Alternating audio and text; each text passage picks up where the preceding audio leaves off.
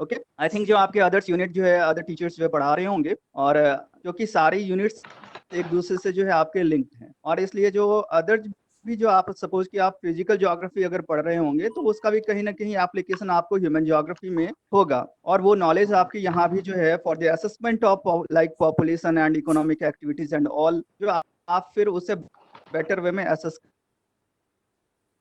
कर सकते हो। तो ये यहाँ पे इंटीग्रेट करके आपको पढ़ना होगा जितने भी आस्पेक्ट्स हैं ज्योग्राफी के, जितने भी ब्रांचेज हैं ज्योग्राफी के। ओके, और मुझे भी जहाँ जहाँ लगेगा जो कुछ फिजिकल एस्पेक्ट्स से मैं कोरिलेट कर सकूं आपके ह्यूमन ज्योग्राफी के एस्पेक्ट्स को, तो मैं वहाँ करूँगा। चलिए, तो हम स्टार्ट करते हैं। और आज की इस वीडियो में हम जो 1.5 आवर की होगी अबाउट, इसमें हम डील करेंगे जो पॉपुलेशन ज्योग्राफी में जो आपकी जो फर्स्ट जो है fundamental concepts like concepts, methodology and approaches की, एंड जो है फर्दर हम डील करेंगे about the growth and distribution of population, okay, world wide, और इंडिया के कॉन्टेक्स्ट में भी अगर टाइम तो हम बात करेंगे। ओके, तो फर्स्ट ऑफ ऑल मैं जो आपको कहना चाह रहा हूँ कि यहाँ लाइक ये आप सभी ऑलरेडी मास्टर्स करके आए हुए हैं। ओके, ग्रेजुएट हैं हम ज्योग्राफी से, मास्टर्स हैं ज्योग्राफी में, और फर्दर आप रिसर्च के लिए आए हैं। तो ये जाहिर सी बात है कि आपको ऑलरेडी जो ये फंडामेंटल नॉलेज जो होंगे ज्योग्राफी के, या फिर जो इन डिटेल भी आपको नॉलेज होगा ही, जितने भी यहाँ के ब्रांचेज ऑफ ज्योग्राफी आपको पढ़ाए जा रहे हैं। तो रिसर्च में अगर हम बात करते हैं, आप लाइक की जो अगर पीएचडी में यहाँ एनरोल्ड हुए हैं, तो यहाँ जो आपको चीज़ों को एक डिफरेंट वे में सोचने का, उसे एनालाइज करने की, और फिर उसे एवेलुएट करने की जो है आपको कहीं ना कहीं एंगल फाइंड आउट करनी है। सपोज कि पॉपुलेशन ज्योग्राफी आप सभी ने पढ़ा होगा अपने ग्रेजुएशन में, मास्टर्स में। ओके, सिमिलरली आप जियोमॉर्फोलॉजी हो, या फिर क्लाइमेटोलॉजी हो, या फिर आपके ओशनोग्राफी हो, जो इकोनॉमिक ज्योग्राफी, जितने भी यहाँ आपको पढ़ाए जा रहे हैं सभी आपने पढ़े होंगे। ओके, और आपको कॉन्सेप्ट्स भी आपका लगभग क्लियर होगा, क्योंकि जब आप पीएचडी करने आ रहे हैं तो मुझे लगता है जो फिर उन सारे चीजों को जाके ग्रास रूट लेवल से आपको पढ़ाया जाए वो तो सही नहीं है। लेकिन अगर आपके जो है कोर्स वर्क में ये डाला गया है तो चलिए हम इसको जो है ब्रीफ में डिस्कस जरूर करेंगे। लेकिन हमारी जो एक और जो है आपको मिस जो कहना है आपके लिए, वो ये है जो आप यहाँ पे कुछ डिफरेंट एंगल से, डिफरेंट अप्रोच से इन चीजों को देखिए। Okay, like if we will deal about the population distribution and pattern, then we must have to find out some new angles, okay, to just evaluate or analyze these things. Okay, तो यहाँ पे हम वही कोशिश करेंगे, क्योंकि research means what, आप research methodology के कोर्सेज जो है आपके हुए होंगे अभी रिसेंटली, जो इससे पहले लॉकडाउन से पहले, और आपको उसमें डिफरेंट एस्पेक्ट्स रिसर्च के बताए गए होंगे। ओके, तो वो जो था आपका वो मेथोडोलॉजी का मीन्स रिसर्च मेथोडोलॉजी पे आपने पढ़ाई की अभी, जिसमें कि आपको बताया गया होगा that research means what, searching out of a new things.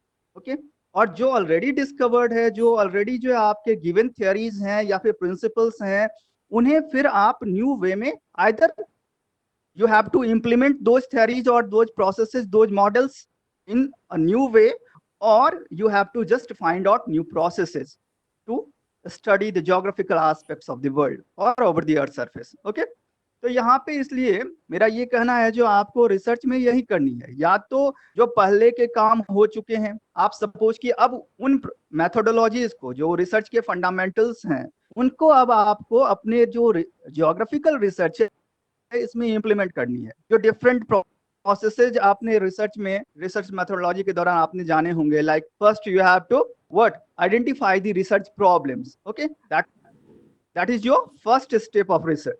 जो सबसे पहले आप रिसर्च में क्या करते हैं, जो प्रॉब्लम को आइडेंटिफाई करना आपका सबसे पहला काम है, जो किस प्रॉब्लम पे आप काम करने वाले हैं। ओके, देन आफ्टर जो उसके लिए फिर आप एक वास्ट लिटरेचर रिव्यू करते हैं, जिसमें कि आप क्या पाते हैं, जो कौन कौन से लूप होल्स हैं, इससे रिलेटेड कौन कौन से वर्क्स, मेजर वर्क्स हो चुके हैं। सपोज कि आप सभी के अपने अपने टॉपिक्स होंगे, हो सकता है किन्हीं का फिजिकल ज्योग्राफी का टॉपिक हो रिसर्च का, हो सकता है किन्हीं का ह्यूमन ज्योग्राफी का टॉपिक हो सकता है किन्हीं का पॉलिटिकल और इकोनॉमिक ज्योग्राफी का हो। ठीक है, सभी का यहाँ पे टॉपिक्स, आपके रिसर्च प्रॉब्लम्स डिफरेंट होंगे, और यहाँ पे बट अप्रोच क्या होगा, कमोबेश एक ही होगा। आपको जो स्टेप्स हैं रिसर्च के, बिल्कुल जो जिस तरह से, चूंकि आपको ये रिसर्च में क्या होता है, डॉक्टरेट की डिग्री मिलती है, so you are working here for the degree of doctorate, और आफ्टर जो है आप getting degree you will call that doctor of philosophy in geography. तो यहाँ पे एक बात जान लीजिए,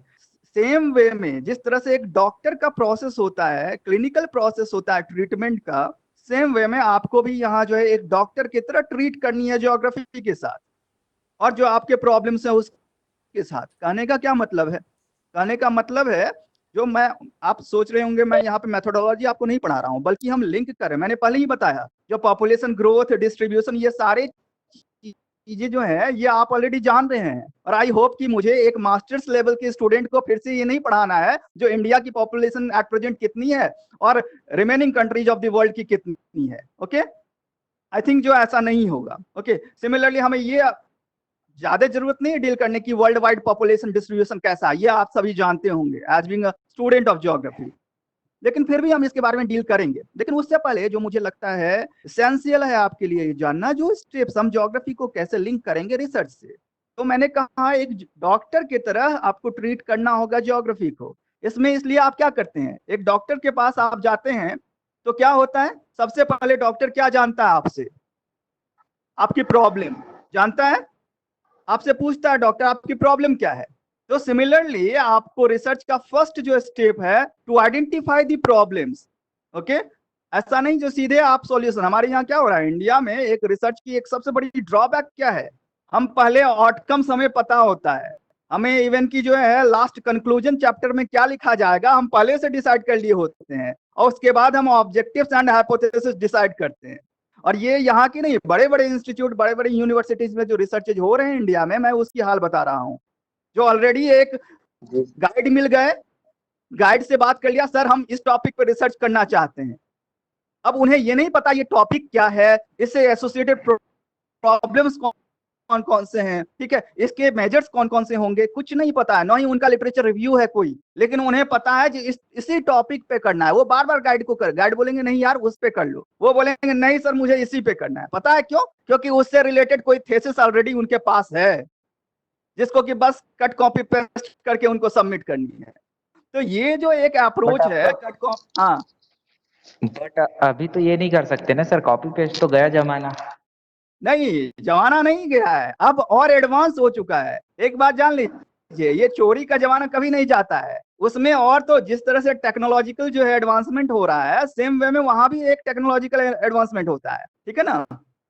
तो यहाँ पे प्लेगरिज्म के भले ही सॉफ्टवेयर आ गए हैं आपको वहां पे, लेकिन उसमें भी खिलाड़ियों के दिमाग भी चलते रहते हैं, जो हम कितना परसेंट कहाँ से कॉपी करें, ठीक है, जो वो इन केस ऑफ प्लेगरिज्म नहीं आ पाएगा उसमें। तो इसलिए हमें सबसे पहले तो अपनी, अगर इस मानसिकता के साथ, इस मेंटल एबिलिटी के साथ हम आए हैं कि नहीं हमें ऑलरेडी जो है हमारे पास ऐसे कुछ मटेरियल्स हैं और उनके बेसिस पे हमें रिसर्च कर डालने हैं, तो सबसे पहले हमें इसे छोड़ना होगा। ओके, तो you must have to become a true researcher here.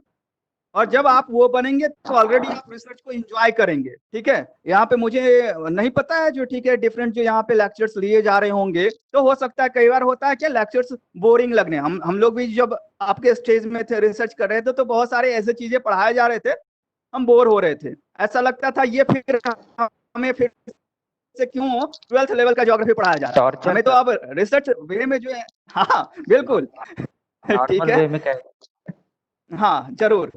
तो उन चीजों को हमें कहीं ना कहीं जो है आपको इग्नोर करना होगा, और हमें खुद से इंटरेस्टिंगली उसमें रिसर्च के फील्ड में कूदना होगा। और मैंने कहा डॉक्टर बनना होगा, तो चलिए हम फिर बात करते हैं। डॉक्टर पेशेंट से क्या पूछता है, प्रॉब्लम पूछता है। ऐसा नहीं जो सीधे आता है पेशेंट शक्ल देख के ज्योतिष की तरह उसको प्रेस्क्रिप्शन पे मेडिसिन जो है लिख देता है, ऐसा नहीं है।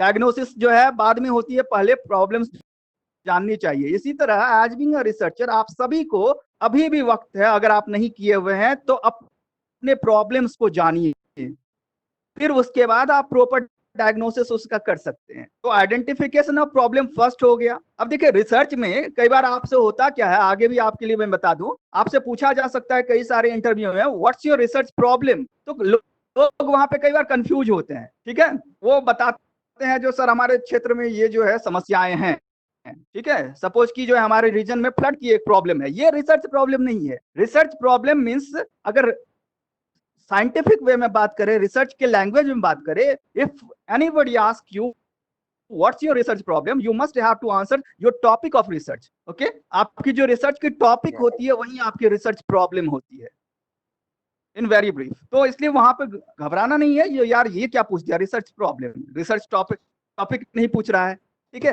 तो ये चीज जो आप माइंड में रखिएगा। तो यही है, आप एक स्टेटमेंट के फॉर्म में अपनी एक प्रॉब्लम को वहां टॉपिक में आप रिप्रेजेंट करते हैं। इसलिए आपकी जो रिसर्च टॉपिक होनी चाहिए वो काफी क्लियर होनी चाहिए। ये नहीं जो पूरा 3 लाइन की जो है 4 लाइन की हम टॉपिक ही लिख रहे हैं।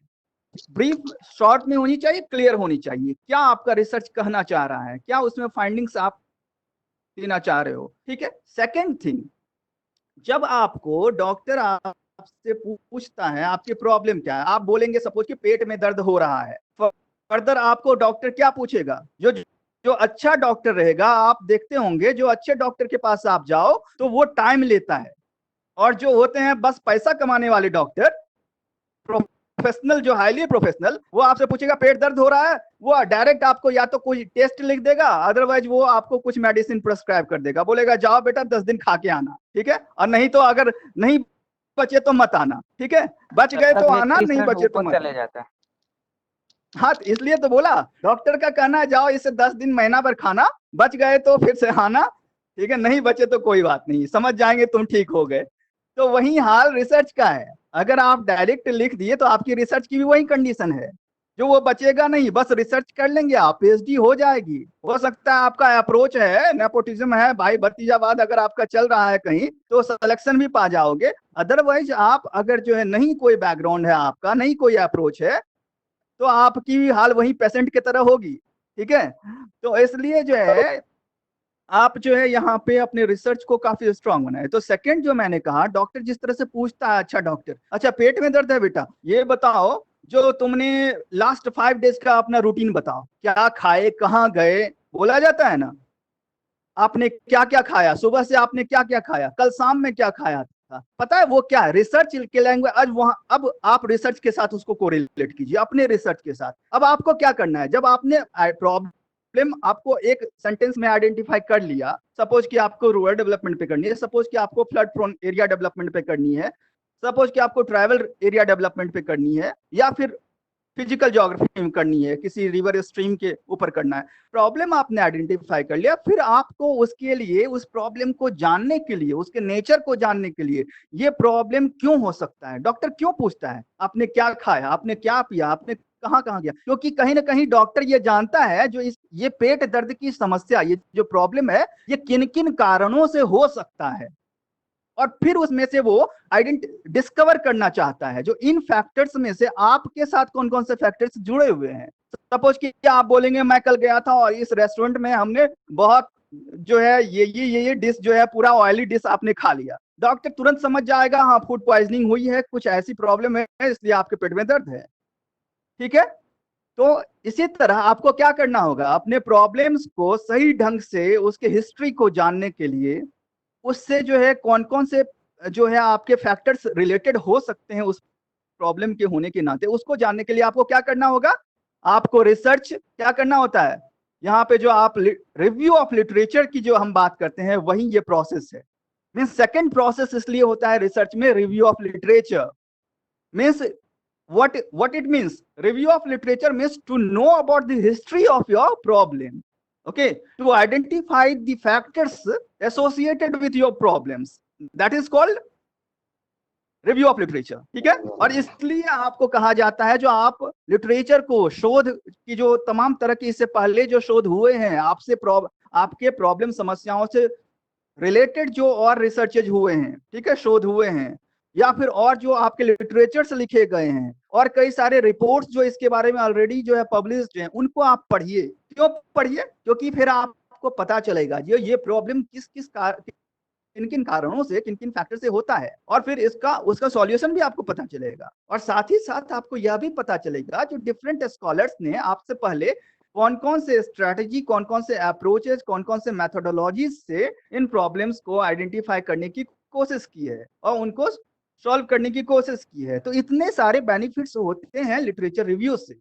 और इसलिए लिटरेचर रिव्यू एक बहुत ही इंटीग्रल पार्ट है आपके रिसर्च का, क्योंकि उसी से आप पता करते हैं the history of your problem, okay, the nature of your problem, the solution for your problem, तो उसी से आपको पता चलता है। और उसके बाद फिर जो उन लिटरेचर ऑफ रिव्यू में जहां जहां आप लूप होल्स पाते हैं, जो नहीं पहले के रिसर्चर्स जो है उनका जो है कहीं ना कहीं यहाँ एक गैप है जो कि ये नहीं किए, मेरे ख्याल से यह भी एक प्रॉब्लम का कारण हो सकता था, बट इन रिसर्चर्स ने उन प्रॉब्लम्स को नहीं दिखाया, उन फैक्टर्स को नहीं लिखा है। तो वहां आपके लिए क्या हो जाएगा, वहीं आपके लिए हो जाएगा एक रिसर्च का एक ऑब्जेक्टिव, वहीं आपके लिए रिसर्च का एक लूप होल जैसे ही मिल गया आपको, जो नहीं प्रीवियस स्टडीज में ये एक लूप होल है विच इज अनडिस्कवर्ड येट, तो अब उसी को आपको डिस्कवर करनी है।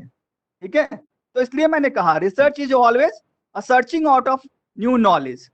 तो नया चीज आपको ढूंढना है, ये नहीं पुराने चीजों किए गए हैं उसी को आपको पेस्ट कर देना, कॉपी कर देना है।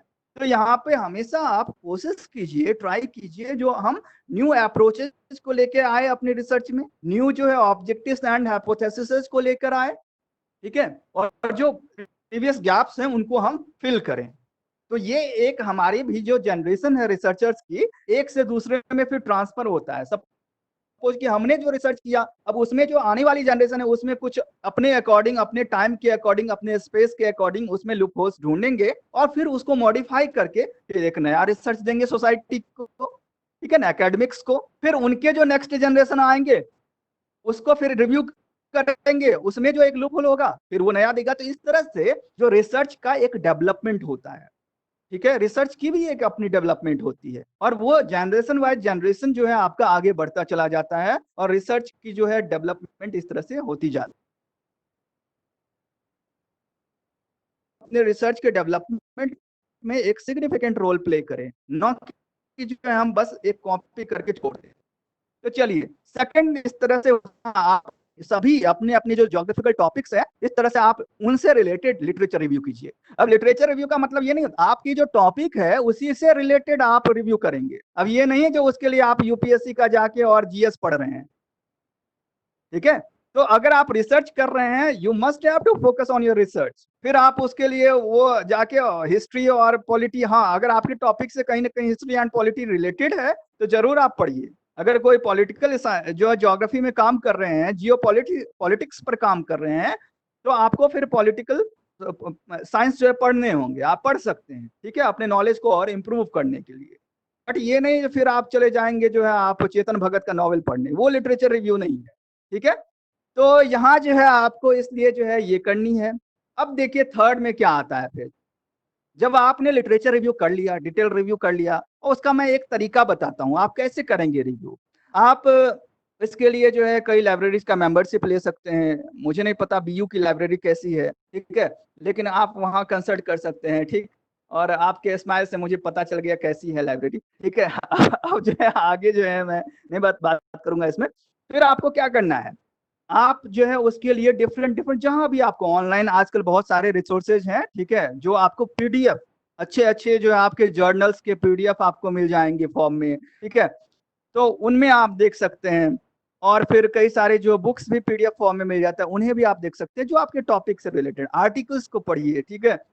अब उनमें से क्या कीजिए, एक अपनी एक सेपरेट डायरी बना लीजिए, नोटबुक बना लीजिए, उनमें से जहां भी आपको जो दिख रहा है आपके रिसर्च से रिलेटेड उसको आप जो है एक पैराग्राफ को या फिर एक सेंटेंस को ही नोट कीजिए, उसके नीचे पूरा डिटेल लिखिए, उसमें क्या क्या लिखना है आपको, बुक का नाम, नेम ऑफ बुक, ठीक है, और ऑथर ऑफ बुक, हाँ रेफरेंस, वो आपका लास्ट में बिब्लियोग्राफी एंड रेफरेंस में काम आ जाएगा, ठीक है। तो लेकिन उससे पहले आपको एक साथ उसे एक जगह कंपाइल करने होंगे, तो आप एक सेपरेट डायरी बना लीजिए ताकि आपके रिकॉर्ड्स जो होंगे वो अच्छे होंगे, सिस्टमैटिक हो जाएगा फिर आपका, और बाद में उसको आप जो है बिब्लियोग्राफी एंड रेफरेंसिंग कर सकते हैं। तो उसके लिए आप authors name, date of publishing, ठीक है, उसके बाद पब्लिकेशन का नेम, प्लेस ऑफ पब्लिकेशन, ये सारे आपको लिखने होंगे।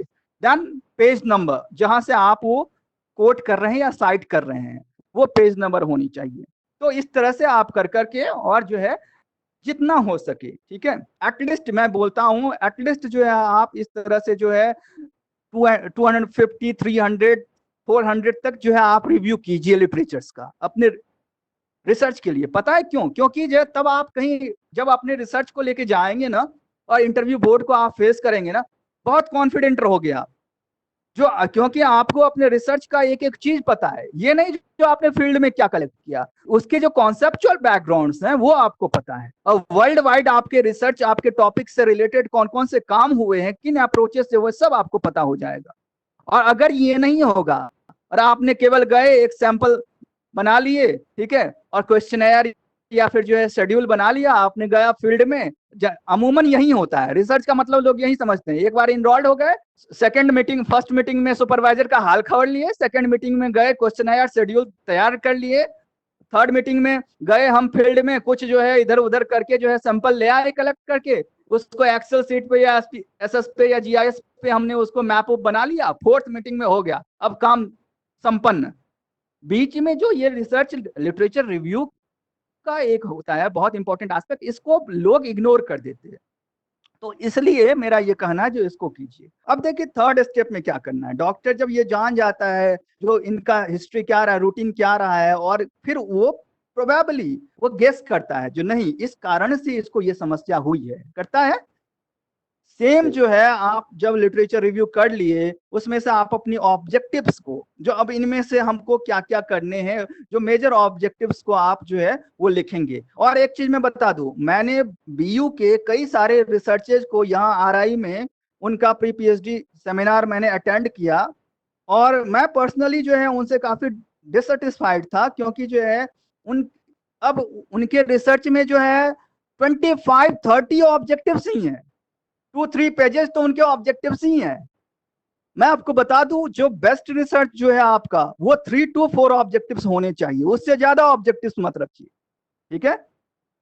तो ये है आपका सेकंड, जो आपका रिसर्च जो है आपका क्वेश्चंस होता है, जो आपके ऑब्जेक्टिव्स होते हैं वही आपके क्वेश्चन फॉर्म में इंटीग्रेटिव जो है इंट्रोगेशन फॉर्म में जो है हो जाता है। तो लाइक कि अगर आपने ऑब्जेक्टिव दिया to find out the socio economic condition of Bhopal, okay, socio economic condition of slum dwellers in Bhopal, अगर आपका ये एक ऑब्जेक्टिव है, ओके, तो आपका रिसर्च क्वेश्चन क्या होगा, रिसर्च क्वेश्चन होगा why the socio economic development, okay, of slum dwellers in Bhopal is means seems poor in condition. तो ये जो वाई जब लग गया तो वो आपका रिसर्च क्वेश्चन हो गया, ठीक है। तो अब एक तो ऑब्जेक्टिव बनाया, सेकंड आपने रिसर्च क्वेश्चन बना के, अब उसको आप क्यों क्वेश्चन क्यों बनाते हैं, क्योंकि उसे हमें अपने रिसर्च में आंसर देनी है, यस, उसी को ढूंढना है, उसी क्वेश्चन के उत्तर देने के लिए, आंसर करने के लिए आपको रिसर्च करने हैं, ठीक है।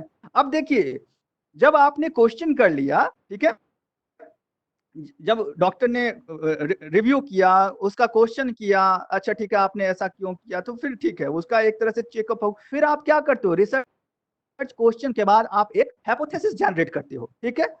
जब आपने कहा क्यों ऐसा हुआ, क्यों जो है सोशो इकोनॉमिक कंडीशन जो है भोपाल के स्लम ड्वेलर्स का जो है पुअर है, तब आप जो है फर्दर जो है ये पॉपुलेशन एस्पेक्ट है, ठीक है। हम अभी चूंकि पॉपुलेशन ज्योग्राफी पढ़ रहे हैं इसलिए मैंने एक एग्जांपल उसका दे रहा हूं। अब जो है इसके लिए आप एक अपनी तरफ से एक हाइपोथेसिस जनरेट करेंगे, यानी कि एक तरह से आप कहें तो परिकल्पना देंगे, यानी कि आप सोचेंगे, एज्यूम करेंगे, शायद इसलिए सोशियो इकोनॉमिक डेवलपमेंट इसका जो है पुअर है स्लम ड्वेलर्स का, क्योंकि उनका जो लिटरेसी लेवल वो कम, जो यानी कम है, okay, due to poor literacy level, okay, the socio economic condition of slum dwellers in Bhopal is poor, okay. ये जो है आपका ये क्या होगा, एक हाइपोथेसिस हो गया आपका, ठीक है, जो आपने ऐसा मान लिया, जो ऐसा क्यों हो सकता है, क्योंकि आपने अलग अलग लिटरेचर रिव्यू में ये जाना है जो ये ऐसा इसलिए हो सकता है, ऐसा इसलिए हो सकता है, या जनरली आप अपने लाइफ के जो है पर्सनल ऑब्जर्वेशंस के बेसिस पे आप सिंपली कह सकते हैं जो हाँ किसी की सोशियो इकोनॉमिक कंडीशन पुअर क्यों हो सकती है, क्योंकि lack of literacy, lack of health जो है आपके कंडीशंस जो है poor health conditions, poor per capita income या इनकम लेवल, ठीक है, ऑफ इंडिविजुअल्स, ये सारे जो है कारण हैं सोशियो इकोनॉमिक कंडीशन के कम होने का, ठीक है।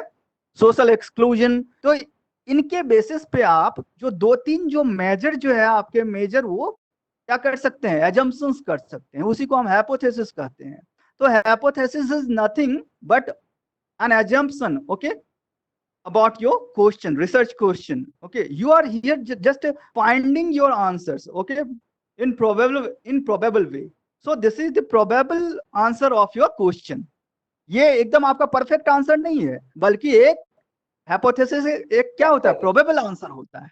ठीक है, एक प्रोबेबल आंसर होता है, इसलिए हम इसको कहते हैं एजम्पशन या हाइपोथेसिस कहते हैं। ठीक है, तो अब देखिए एक हाइपोथेसिस कॉन्सेप्ट कब बन जाता है, इसको आपको रिसर्च में अगर बताया गया होगा तो ठीक है, अदरवाइज आपको समझनी चाहिए। जो एक सिंपल जो है वर्ड, वो एक या फिर सेंटेंस, एक हाइपोथेसिस कब बनता है, वहीं फिर एक कॉन्सेप्ट कब बनता है, एक कॉन्सेप्ट फिर थियरी कब बन जाता है, और एक थियरी कब लॉ बन जाता है। ठीक है, ये सारे एक नहीं है, ये अलग अलग हैं, इसको आपको समझने की जरूरत है। यस, स्टेप्स में है। अब मैं अगर देखिए यहाँ पे एक चीज बता रहा हूं, लाफिंग, ओके, या क्राइंग, ये क्या है, सिंपल, रोना या हंसना, ये कॉन्सेप्ट है या एक शब्द है, एक वर्ड है? जाहिर सी बात है ये एक शब्द है केवल, ये कॉन्सेप्ट नहीं है। ठीक है, अब देखिए वहीं पे अगर हम बात करते हैं poverty, poverty is what, a concept. अब देखिए क्यों हुआ, एक वर्ड और एक, दोनों, पॉवर्टी एक वर्ड भी है जिसका मीनिंग होता है गरीबी। ठीक है, शब्द क्या होता है, जिसका एक निश्चित कोई अर्थ होता है ना। हंसना भी एक शब्द है क्योंकि उसका एक अर्थ है, रोना एक शब्द है, उसका एक अर्थ है। इसी तरह गरीबी जो है, पॉवर्टी, वो भी एक शब्द है, उसका यानी पॉवर्टी का मीन्स गरीबी है। लेकिन देखिए एक कॉन्सेप्ट है, ये कॉन्सेप्ट नहीं है। वो क्यों है, क्योंकि आप लाफिंग को या क्राइंग को यू कांट मेजर। ओके, ये एक ऐसा वेरिएबल जिसको आप यानी कि मेजर नहीं कर सकते हो। कोई बता सकता है क्या, अगर मैं सपोज कि अभी हंस रहा हूं, आप बता सकते हैं मैं कितना परसेंट हंस रहा हूं? कोई नहीं बता सकता। या मैं कितना परसेंट, कोई रोता हुआ इंसान को देख के आप बता सकते वो कितना परसेंट रो रहा है? क्योंकि हो सकता है कोई नौटंकी भी करे रोने में। ठीक है, बहुत सारे हमारे नेता लोग जो है अनावश्यक मंच पे से रोने लगते हैं, लेकिन उसका मतलब ये कतई नहीं होता है वो रो रहा है। वो तो अपने वोट के लिए जो है अंदर ही अंदर हंस रहा है, जो मैं जितना रोऊंगा उतना मुझे वोट मिलेगा। ठीक है, तो इसलिए जो है ये एक ऐसा चीज है, हंसना। हाँ, बिल्कुल। तो ये एक ऐसा आपका टर्म है जिसे कि आप मेजर नहीं कर सकते हैं, इसलिए मेजरेबल नहीं है। और जो टर्म, जो वर्ड मेजरेबल ना हो, वो कॉन्सेप्ट नहीं हो सकता है। ओके, अब देखिए poverty, why poverty is concept, क्योंकि आप पॉवर्टी को मेजर कर सकते हैं, गरीबी को मेजर कर सकते हैं, कौन कितना गरीब है वो आप मेजर कर सकते हैं, करते हैं ना, क्योंकि उसके कई सारे फैक्टर्स हैं, कई सारे वेरिएबल्स हैं पॉवर्टी के, जिनके बेसिस पे कि आप मेजर कर सकते हो कि कोई पुअर है या नहीं है। उसके लिए कई से, लाइक कि इनकम लेवल है। ठीक है, पॉवर्टी को इफेक्ट आपका एजुकेशन भी करता है, हेल्थ भी करता है, न्यूट्रिशन लेवल भी करता है। तो ये सारे जो लेवल्स हैं उसके बेसिस पे आप मेजर कर सकते हो that which part of the nation is more poorer than others. Okay, इसी तरह आप वर्ल्ड वाइड, तो इसलिए ये एक कॉन्सेप्ट है। तो समझ में आ गया ना, आई थिंक जो आप सभी जानते भी होंगे। तो ये है आपका कॉन्सेप्ट। अब देखिए कॉन्सेप्ट जब हम बात करते हैं, लाइक ये पॉवर्टी है, अब उसको जो है हम फर्दर जो है एक जनरलाइज वे में जब हम कहीं जो है उसका एनालिसिस करते हैं, जो कहाँ की पॉवर्टी कितनी है। सपोज कि मैंने कहा जो स्लम ड्वेलर्स की सोशियो इकोनॉमिक कंडीशन जो है भोपाल में कैसी है, अगर इसको हमें एनालिसिस करनी है तो उसके लिए हमें उनकी पॉवर्टी लेवल को भी जाननी होगी। ठीक है, अब उसके लिए हम एक हाइपोथेसिस देते हैं। तो हाइपोथेसिस एक क्या होता है, उसी का एक एक्सटेंडेड फॉर्म होता है, जहां की कि हम रियल ग्राउंड पे उसे हम इवेलुएट करने के लिए, एनालाइज करने के लिए हम एक हाइपोथेसिस देते हैं that this part of region is more poorer because this part having the less natural resources. Okay, the availability of natural resources is less in Chota Nagpur plateau and this caused the higher rate of poverty. है कि नहीं? तो ये जो है आपका ये एक एजम्पशन हुआ। तो एजम्पशन इसलिए जो है एक प्रेडिक्टेड फॉर्म होता है, एक प्रोबेबल फॉर्म होता है किसी भी कॉन्सेप्ट को जब आप जनरलाइज करते हैं, जब एनालाइज करते हैं किसी ग्राउंड पे। अब देखिए एक हाइपोथेसिस कब आपका बन जाता है थियरी, जब आप हाइपोथेसिस को प्रूव कर देते हैं। ठीक है, मैंने कहा जो छोटा नागपुर प्लेट्यू रीजन में जो है आपके पॉवर्टी ज्यादा है क्योंकि वहां नेचुरल रिसोर्सेज की कमी, या फिर जो कमी नहीं है बल्कि उसका ऑप्टिमम यूटिलाइजेशन नहीं हो पा रहा है। ठीक है, तो इसे फिर आपको प्रूफ करना होगा। ऑप्टिमम यूटिलाइजेशन अदर स्टेट कर रहे हैं ना सर? हाँ वही तो है, यहाँ पे जो हम बात करते हैं, जो यहाँ पे क्या है, इंडस्ट्रियल सेक्टर, जो आपके बिजनेसमैन है, ट्रेडर्स हैं, ठीक है, जो एमएनसीज हैं उनको डायरेक्ट प्रॉफिट मिल रहा है, न कि छोटा नागपुर प्लेट्यू रीजन में रहने वाले ट्राइबल कम्युनिटीज को। ठीक है ना, तो इसके लिए आप फिर रिसर्च करेंगे क्या क्या रीजन है, क्योंकि एक तरफ हम देखते हैं जो कंट्री का एक बहुत बड़ा इंडस्ट्रियल हब भी है छोटा नागपुर प्लेट्यू रीजन, मिनरल्स का हब भी है, लेकिन उसके बाद भी, यानी कि जब आपने ग्रोथ पोल थियरी पढ़ा होगा अपने मास्टर्स में, ठीक है, या फिर कोर पेरिफेरी मॉडल, तो ग्रोथ पोल थियरी का एक अच्छा एग्जांपल है जमशेदपुर रीजन, छोटा नागपुर प्लेट्यू रीजन में। ठीक है, सिमिलरली जो आपका हुगली रीजन, ठीक है, तो ये जो अच्छे एग्जांपल्स हैं ग्रोथ पोल के। लेकिन क्या हो रहा है, उस ग्रोथ पोल से, जो कि ग्रोथ पोल के फॉर्म में उसे डेवलप किया गया था ताकि एक जो है ट्रिकल डाउन इफेक्ट से के माध्यम से जो है पूरे उस रीजन का जो है डेवलपमेंट हो पाए, पर्पस वाज दैट। ठीक है, लेकिन हो नहीं पाया, क्यों? क्योंकि ट्रिकल डाउन हो ही नहीं पाया, नीचे से ऊपर से नीचे की तरफ उसका प्रवाह हो ही नहीं पाया, सीधे प्रोडक्शन हुआ, सीधे नेताओं के अपने अपने घरों में जाके वो कैद हो गया। ठीक है, तो इस वजह से जो है हम वहां पे ट्रिकल डाउन इफेक्ट कहीं देखने को नहीं मिलता है। ठीक है, तो जिस तरह से अब रेनफॉल जो है, पहले क्या होता था, आपके सरफेस पे आने के बाद जो है फिर इनफिल्ट्रेट होके और ग्राउंड वाटर रिचार्ज होता है, लेकिन अब क्या हो गया है, बड़े बड़े रईस नवाब सब क्या किए हैं, जो ऊपर से एकदम बड़े बड़े बिल्डिंग्स बना के कंक्रीट जो है पूरे आपको सीमेंटेड करके अपने फ्लोर को और क्या कर दिए हैं, तो अब वो ऊपर ही उसको कैच कर ले रहे हैं और स्विमिंग पूल बना दिए हैं, उसमें नहाते हैं, तो इनफिल्ट्रेट तो हो ही नहीं पा रहा है, तो ग्राउंड वाटर रिचार्ज कैसे होगा? तो सेम वे है, यहाँ पे कोई ट्रिकल डाउन इफेक्ट प्रोसेस काम नहीं करता है।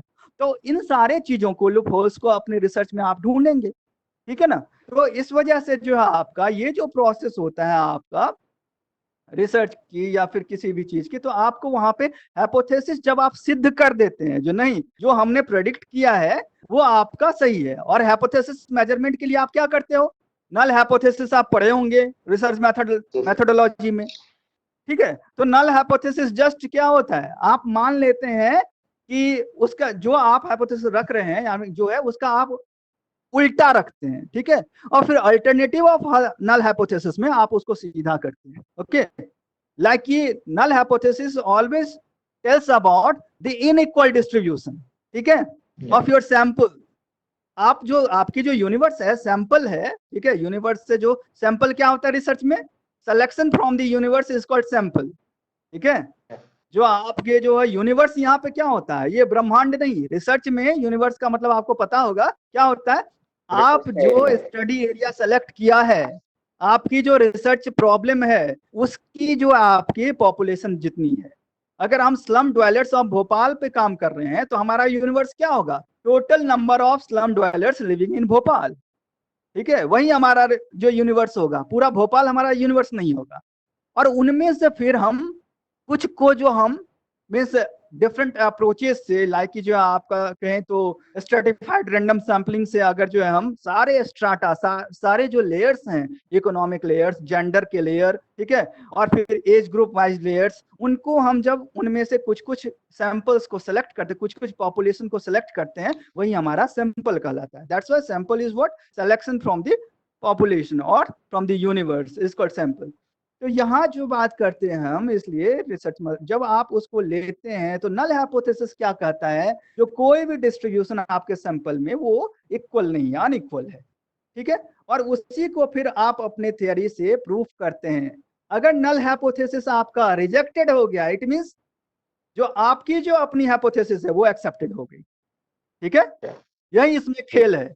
आप पहले तो उल्टा करके उसको, ठीक है, कर दिए, स्टेट कर दिए।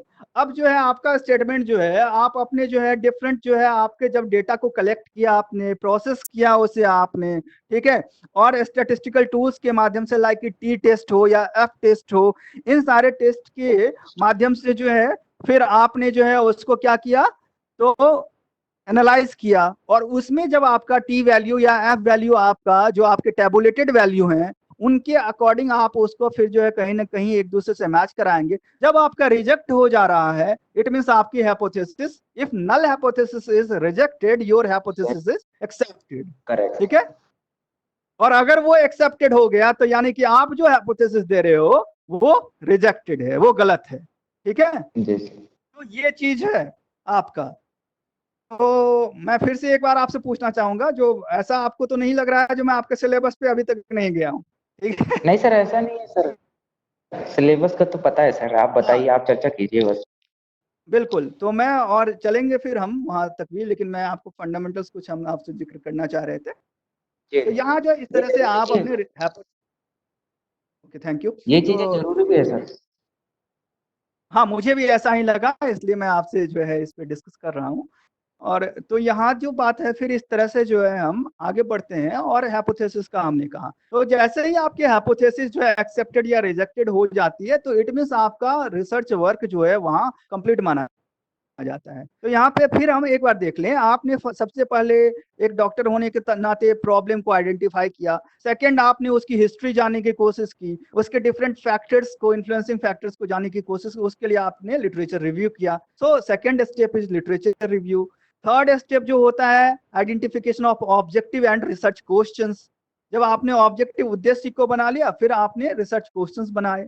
अब देखिए, रिसर्च क्वेश्चन जब बन गया, जो ऐसा क्यों होता है, वैसा क्यों होता है, फिर आप एक डॉक्टर होने के नाते अब आप एक गेस करते हैं, ठीक है, जिसको कि हम डॉक्टर के लैंग्वेज में डायग्नोसिस कहते हैं। जो हाँ, एक हमने जो है उसको पहले अनुमान लगाया, शायद ऐसा हुआ है, ठीक है, तो गेस करते हैं in the form of hypothesis.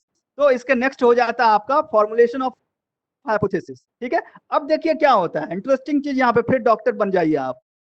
अब हाइपोथेसिस जब आपने गेस किया, जो हाँ ठीक है, आपका पेट दर्द हो रहा है क्योंकि शायद संभवतः आपको, मुझे लग रहा है, फूड पॉइजनिंग हुआ है, कुछ उल्टा सीधा आपने खाया है। अब उसके लिए आप क्या करेंगे? अब आप उसके लिए, मतलब कि ऐसा नहीं फिर ही आप मेडिसिन लिख देंगे। जो अच्छे डॉक्टर होंगे फिर उसके लिए क्या करते हैं, टेस्ट करवाते हैं ना। एक एक काम कीजिए, आप टेस्ट करवा लो आप। हो सकता है कहीं आपके पेट में दर्द है, कहीं आपके लिवर में, तो कोई दिक्कत नहीं है, तो आप एक एलएफटी करवाओ, ठीक है, लिवर फंक्शनिंग टेस्ट आपको करवा देना है। तो यानी कि आपको टेस्ट करनी है। अब टेस्ट करने के लिए जाते हैं आप लैब में, तो आपसे क्या लिया जाता है? सैंपल लिया जाता है ना। ब्लड का सैंपल लिया जा सकता है या किसी और चीजों का सैंपल लिया, बट सैंपल लिया जाता है, फिर ही टेस्ट होता है। अब सैंपल का मतलब ये नहीं आप जाएंगे बिलरूबिन टेस्ट करवाने के लिए तो आपके बॉडी का पूरा खून ही खींच लेता है, ठीक है, इसलिए वो सैंपल कहलाता है, क्योंकि some part of your blood okay is being ejected from your body. तो मीन्स, तो ये जो आपका जो बॉडी से जब आपका कुछ पोर्शन ब्लड का लिया जाता है, ठीक है, have been taken from your body, taken out from your body, that is called, that's why it is called sample. तो यही रिसर्च में भी यही सैंपल है, जो आपका डॉक्टर जो क्लिनिक में सैंपल लेता है, ब्लड सैंपल, वही सैंपल आप भी एज बीइंग अ डॉक्टर यहाँ जाके अपने अपने फील्ड से लेते हैं, और लेना होता है। उसके लिए पूरे जनसंख्या पे को हम नहीं खींचते हैं, क्यों? क्योंकि उसमें हमारा ज्यादा मनी वेस्ट होगा, ज्यादा टाइम लग जाएगा, तो इसलिए हम क्या करते हैं, कुछ को लेते हैं। अब देखिए यहाँ पे क्या है, फिर से एक बार मैं बता रहा हूँ, मेडिकल टर्म में क्या होता है, ब्लड से क्यों कुछ ही पार्ट लिया जाता है, और क्यों आपको भी बोला जाता है कुछ ही पार्ट लेना है। अब देखिए यहाँ पे क्या है, क्यों? क्योंकि आपकी बॉडी में जो ब्लड है उसका नेचर एक जैसा होगा। ये नहीं है जो आपके हाथ के अंदर यहाँ का ब्लड ओ पॉजिटिव हो और सर का ब्लड, सर के अंदर जो ब्लड सर्कुलेशन हो रहा है वो ए पॉजिटिव हो, ऐसा तो नहीं है ना। आपके पूरे बॉडी का ब्लड जो है आपका नेचर एक जैसा होगा। अगर वो पॉजिटिव है तो वो पॉजिटिव होगा, ए पॉजिटिव है तो ए पॉजिटिव होगा, ए बी है तो ए बी, ठीक है, वो वैरी नहीं करेगा विद इन अ बॉडी। तो इसी तरह जो है वहां पे एक मान लिया जाता है, अगर हम उसमें से एक पार्ट भी, अगर हम 5 ml भी ब्लड ले लेते हैं, इट मीन उससे जो टेस्ट आएगा, उससे जो ब्लड का आएगा, वही चीज मान लिया जाएगा जो पूरा बॉडी। अगर आपका ब्लड जो है टेस्ट सही है, तो मान लिया जाता है पूरे बॉडी में ब्लड आपका सही है। अगर आपका लाइक कि अभी देखिए, अगर आपका कोई भी जो, अगर ब्लड में कोई फॉल्ट आता है, तो मान लिया जाता है आपका पूरा बॉडी का ब्लड अफेक्टेड है, ठीक है। तो यानी कि उससे जो है सिम्टम्स पता है। सिमिलरली आप जब एज बीइंग अ रिसर्चर आप अपने फील्ड में जाते हैं और अपना सैंपल कलेक्ट करते हैं, तो वहां ध्यान रखने, चूंकि हमारी ये पॉपुलेशन जो है ब्लड जैसा नहीं है, भले उनके अंदर एक ब्लड, एक आदमी के अंदर एक ब्लड हो, लेकिन जहां पे 1000 आदमी है तो जाहिर सी बात ब्लड भी अलग अलग होगी।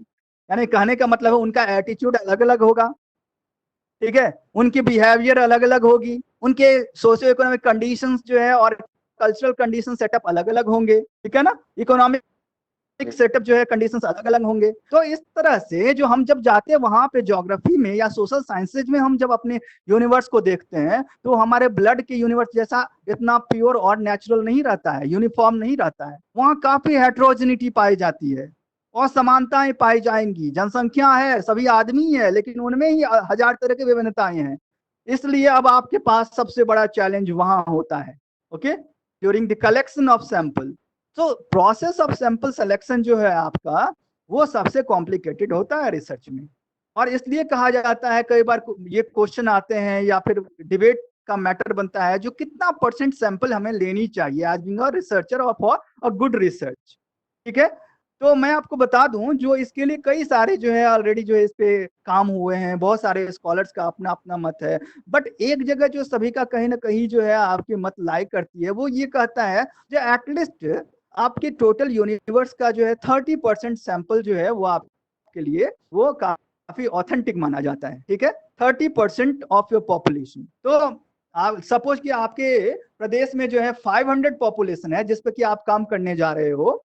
ठीक है, लाइक 500 स्लम ड्वेलर्स हैं, एक एग्जाम्पल दे रहा हूं, रीजन में जिन पे कि आपको काम करना है, तो बेस्ट सैंपल साइज क्या होगा? 30% ऑफ 500 मीन्स कितना हो जाएगा? 30 इंटू 550, है ना? तो ये जो आपका बेस्ट साइज होगा, means out of 500 you have to select, you have to study 150 persons. अब देखिए, ये तो डायरेक्ट हो गया। अब आप सोचेंगे चलो 100 पॉपुलेशन है, उनमें से हमें 150 सैंपल लेने हैं, 150 सैंपल्स लेने हैं मुझे। आप क्या करेंगे? जाके डायरेक्ट किसी भी 150 से ले लेंगे? नहीं। फिर मैंने कहा, चूंकि nature of population in social sciences वो क्या है, काफी हेट्रोजीनियस है और समान है, इसलिए अब आपके लिए अनदर चैलेंज ये है, जब आपने सैंपल साइज डिसाइड कर लिया, नेक्स्ट चैलेंज ये होता है how to okay filter the real okay sample. तो ये जो आपका अनदर चैलेंज होता है, और इसलिए आपका बेस्ट मेथड्स जो है सैंपल सिलेक्शन के, सिंपल रैंडम सैंपल, उसी तरह आपका सिस्टमैटिक रैंडम सैंपल, है ना, ये पढ़े होंगे आप। या उसके बाद होता है एक स्ट्रेटिफाइड रैंडम सैंपल, जिसको कि सबसे वाइडली यूज्ड ये सैंपल है और सबसे बेस्ट माना जाता है।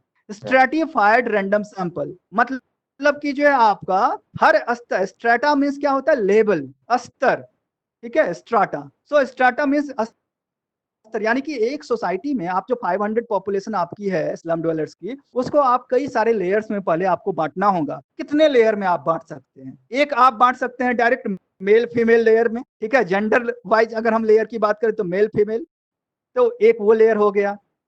इसी तरह आप इकोनॉमिक जो है कंडीशन वाइज बांट सकते हैं, या ऑक्यूपेशन वाइज बांट सकते हैं, जो कौन से कितने पॉपुलेशन इंडस्ट्रियल सेक्टर में काम करते हैं, कितने पॉपुलेशन जो है आपके जो जनरली जो है आपके फुटपाथ पाथ पर जो है आपके कोई अपने ऑक्यूपेशन कर रहे हैं, कितने जो है आपके एग्रीकल्चर या फिर जो है डोमेस्टिक सेक्टर में जो घरों में जो आप देखते हैं बाई वगैरह का जो काम करती हैं। तो इस तरह से आप लेयर वाइज, ऑक्यूपेशन वाइज का एक लेयर बना लेंगे। एजुकेशन वाइज आप बना सकते हैं, उनमें से कितने ग्रेजुएटेड हैं, कितने जो है आपके हायर सेकेंडरी पास हैं, कितने सेकेंडरी और कितने इलिटरेट हैं।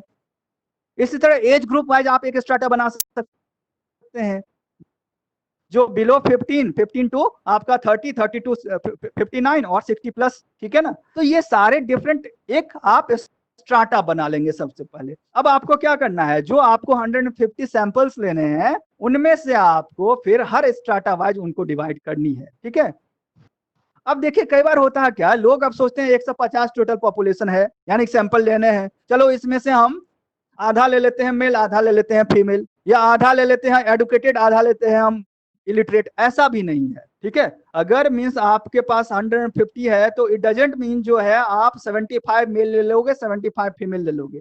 आपको ये देखना होगा, आप फील्ड सर्वे करेंगे, उसमें आपको ये देखना होगा कि आपका प्रोपोर्शन क्या है, पॉपुलेशन का कंपोजिशन क्या है। तो इसके लिए आपको स्टडी करना होगा।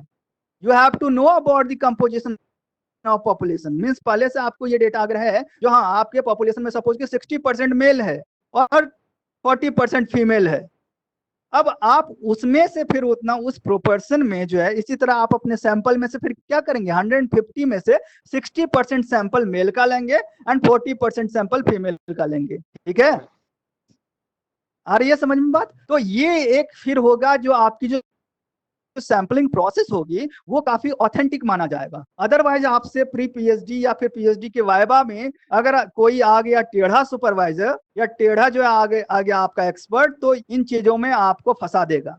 ठीक है, तो सैंपल एक ऐसी चीज है और आपके आपका सैंपल सिलेक्शन और सैंपलिंग प्रोसेसेस, जो कि रिसर्च का बहुत इंपॉर्टेंट पार्ट है आपका, क्योंकि इसी से डिटरमाइन होगा जो आपकी जो हाइपोथेसिस आप रख रहे हो वो, और फिर उसे एक्सेप्टेंस या रिजेक्शन।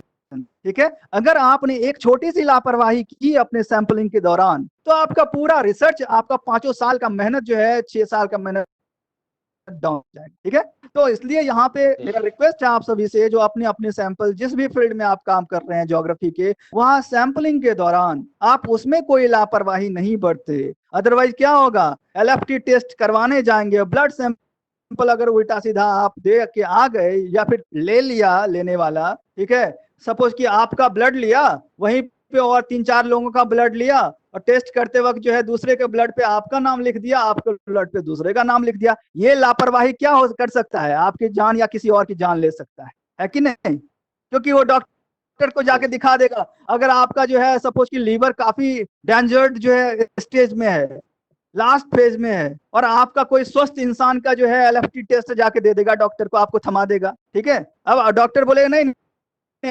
आप तो बहुत तंदुरुस्त हैं, कुछ नहीं हो रहा है, जाइए आराम कीजिए। पता चला 5 दिन के बाद हम टपक गए। ठीक है, तो ये क्यों हुआ? क्योंकि एक लापरवाही की वजह से। तो यही हाल आपके रिसर्च के साथ हो सकता है। अगर आपने अपने सैंपलिंग में कोई लापरवाही की, ठीक है, कोई मिस्टेक किया, कोई भी किसी तरह का फॉल्ट हुआ, तो समझ जाइए आपका पूरा रिसर्च जो है वो डैमेज हो जाएगा। ठीक है, तो इसलिए हम सभी जो है इस बात को जरूर ध्यान में रखनी चाहिए। तो अब देखिए, जब एक बार टेस्ट हो जाता है, आपने कलेक्ट किया, फिर उसको जो है डिफरेंट क्या होता है, सैंपल कलेक्ट करने के बाद क्या करते हैं वो लोग जो आपके डायग्नोसिस में, सॉरी मींस ये जितने भी जो आपके पैथोलॉजी वाले होते हैं या फिर ये, तो क्या करते हैं उसको फिर डिफरेंट इंस्ट्रूमेंट में डाल के टेस्ट करते हैं। इसी तरह जब आपने सैंपल को कलेक्ट किया अपने फील्ड में, तो वहां पे कई प्रोसेसेज होते हैं। सबसे पहले तो आप शेड्यूल बनाते हैं, वही आपका इंस्ट्रूमेंट होता है। आपका इंजेक्शन से ब्लड लिया जाता है, तो यहाँ आपका इंजेक्शन क्या होता है, यहाँ आपका इंजेक्शन टूल होता है मींस जो क्वेश्चनायर और शेड्यूल। ठीक है, आपको पता है ये क्वेश्चन है एंड शेड्यूल में क्या डिफरेंस है, पता है? जी सर। क्या सर, क्वेश्चन जो हम बनाते हैं, ओके,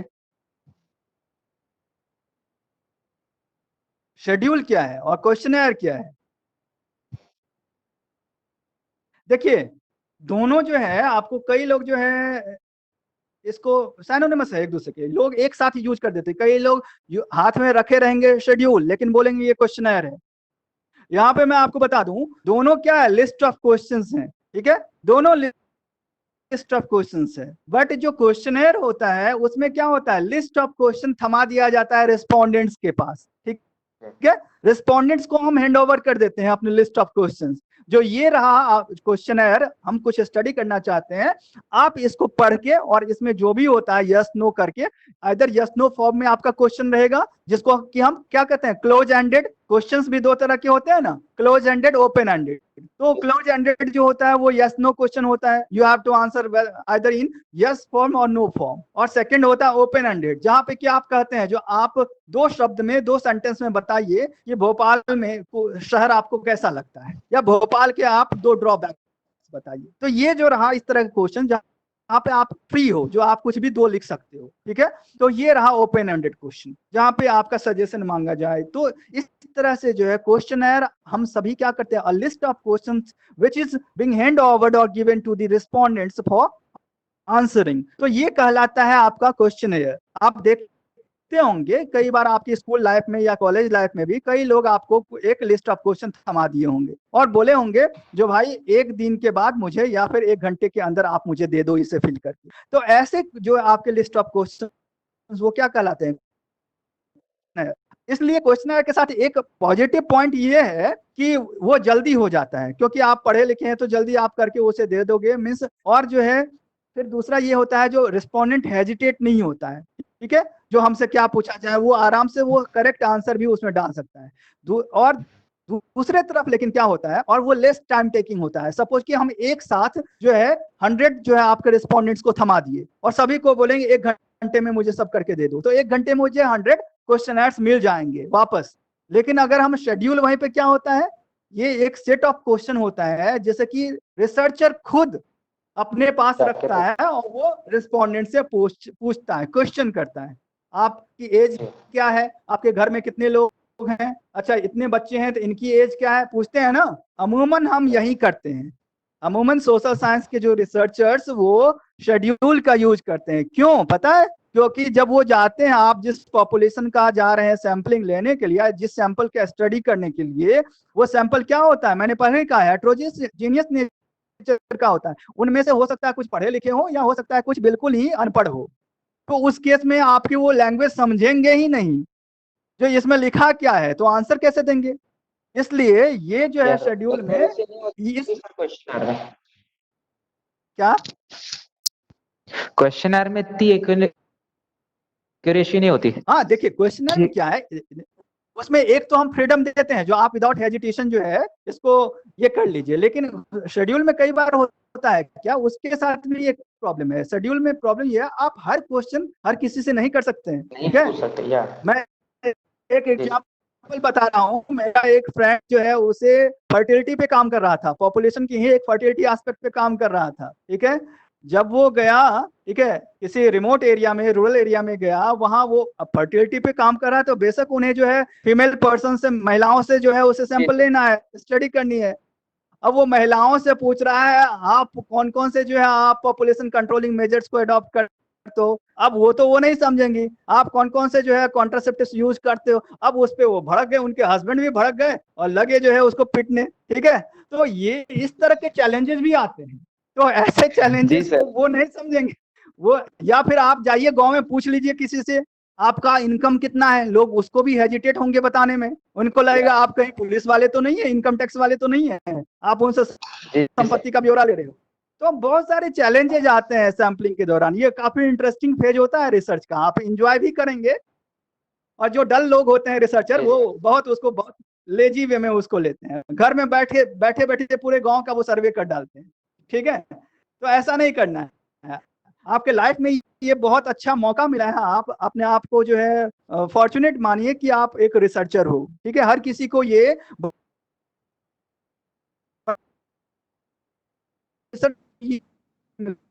नहीं मिलता है, ठीक है? तो आप समझिए जो आप सोसाइटी के सबसे हायर हायरार्की के जो है एक जो है मींस पर्सन है, ठीक है? तो ये चांस अगर आपको मिला है तो इसे आप पूरी तरह से इसको आप कैच कीजिए, इसको आप जाने मत दीजिए। यूं ही सोसाइटी को जानने का, अपने सराउंडिंग्स को जानने का ये सबसे अच्छा मौका है, ठीक है?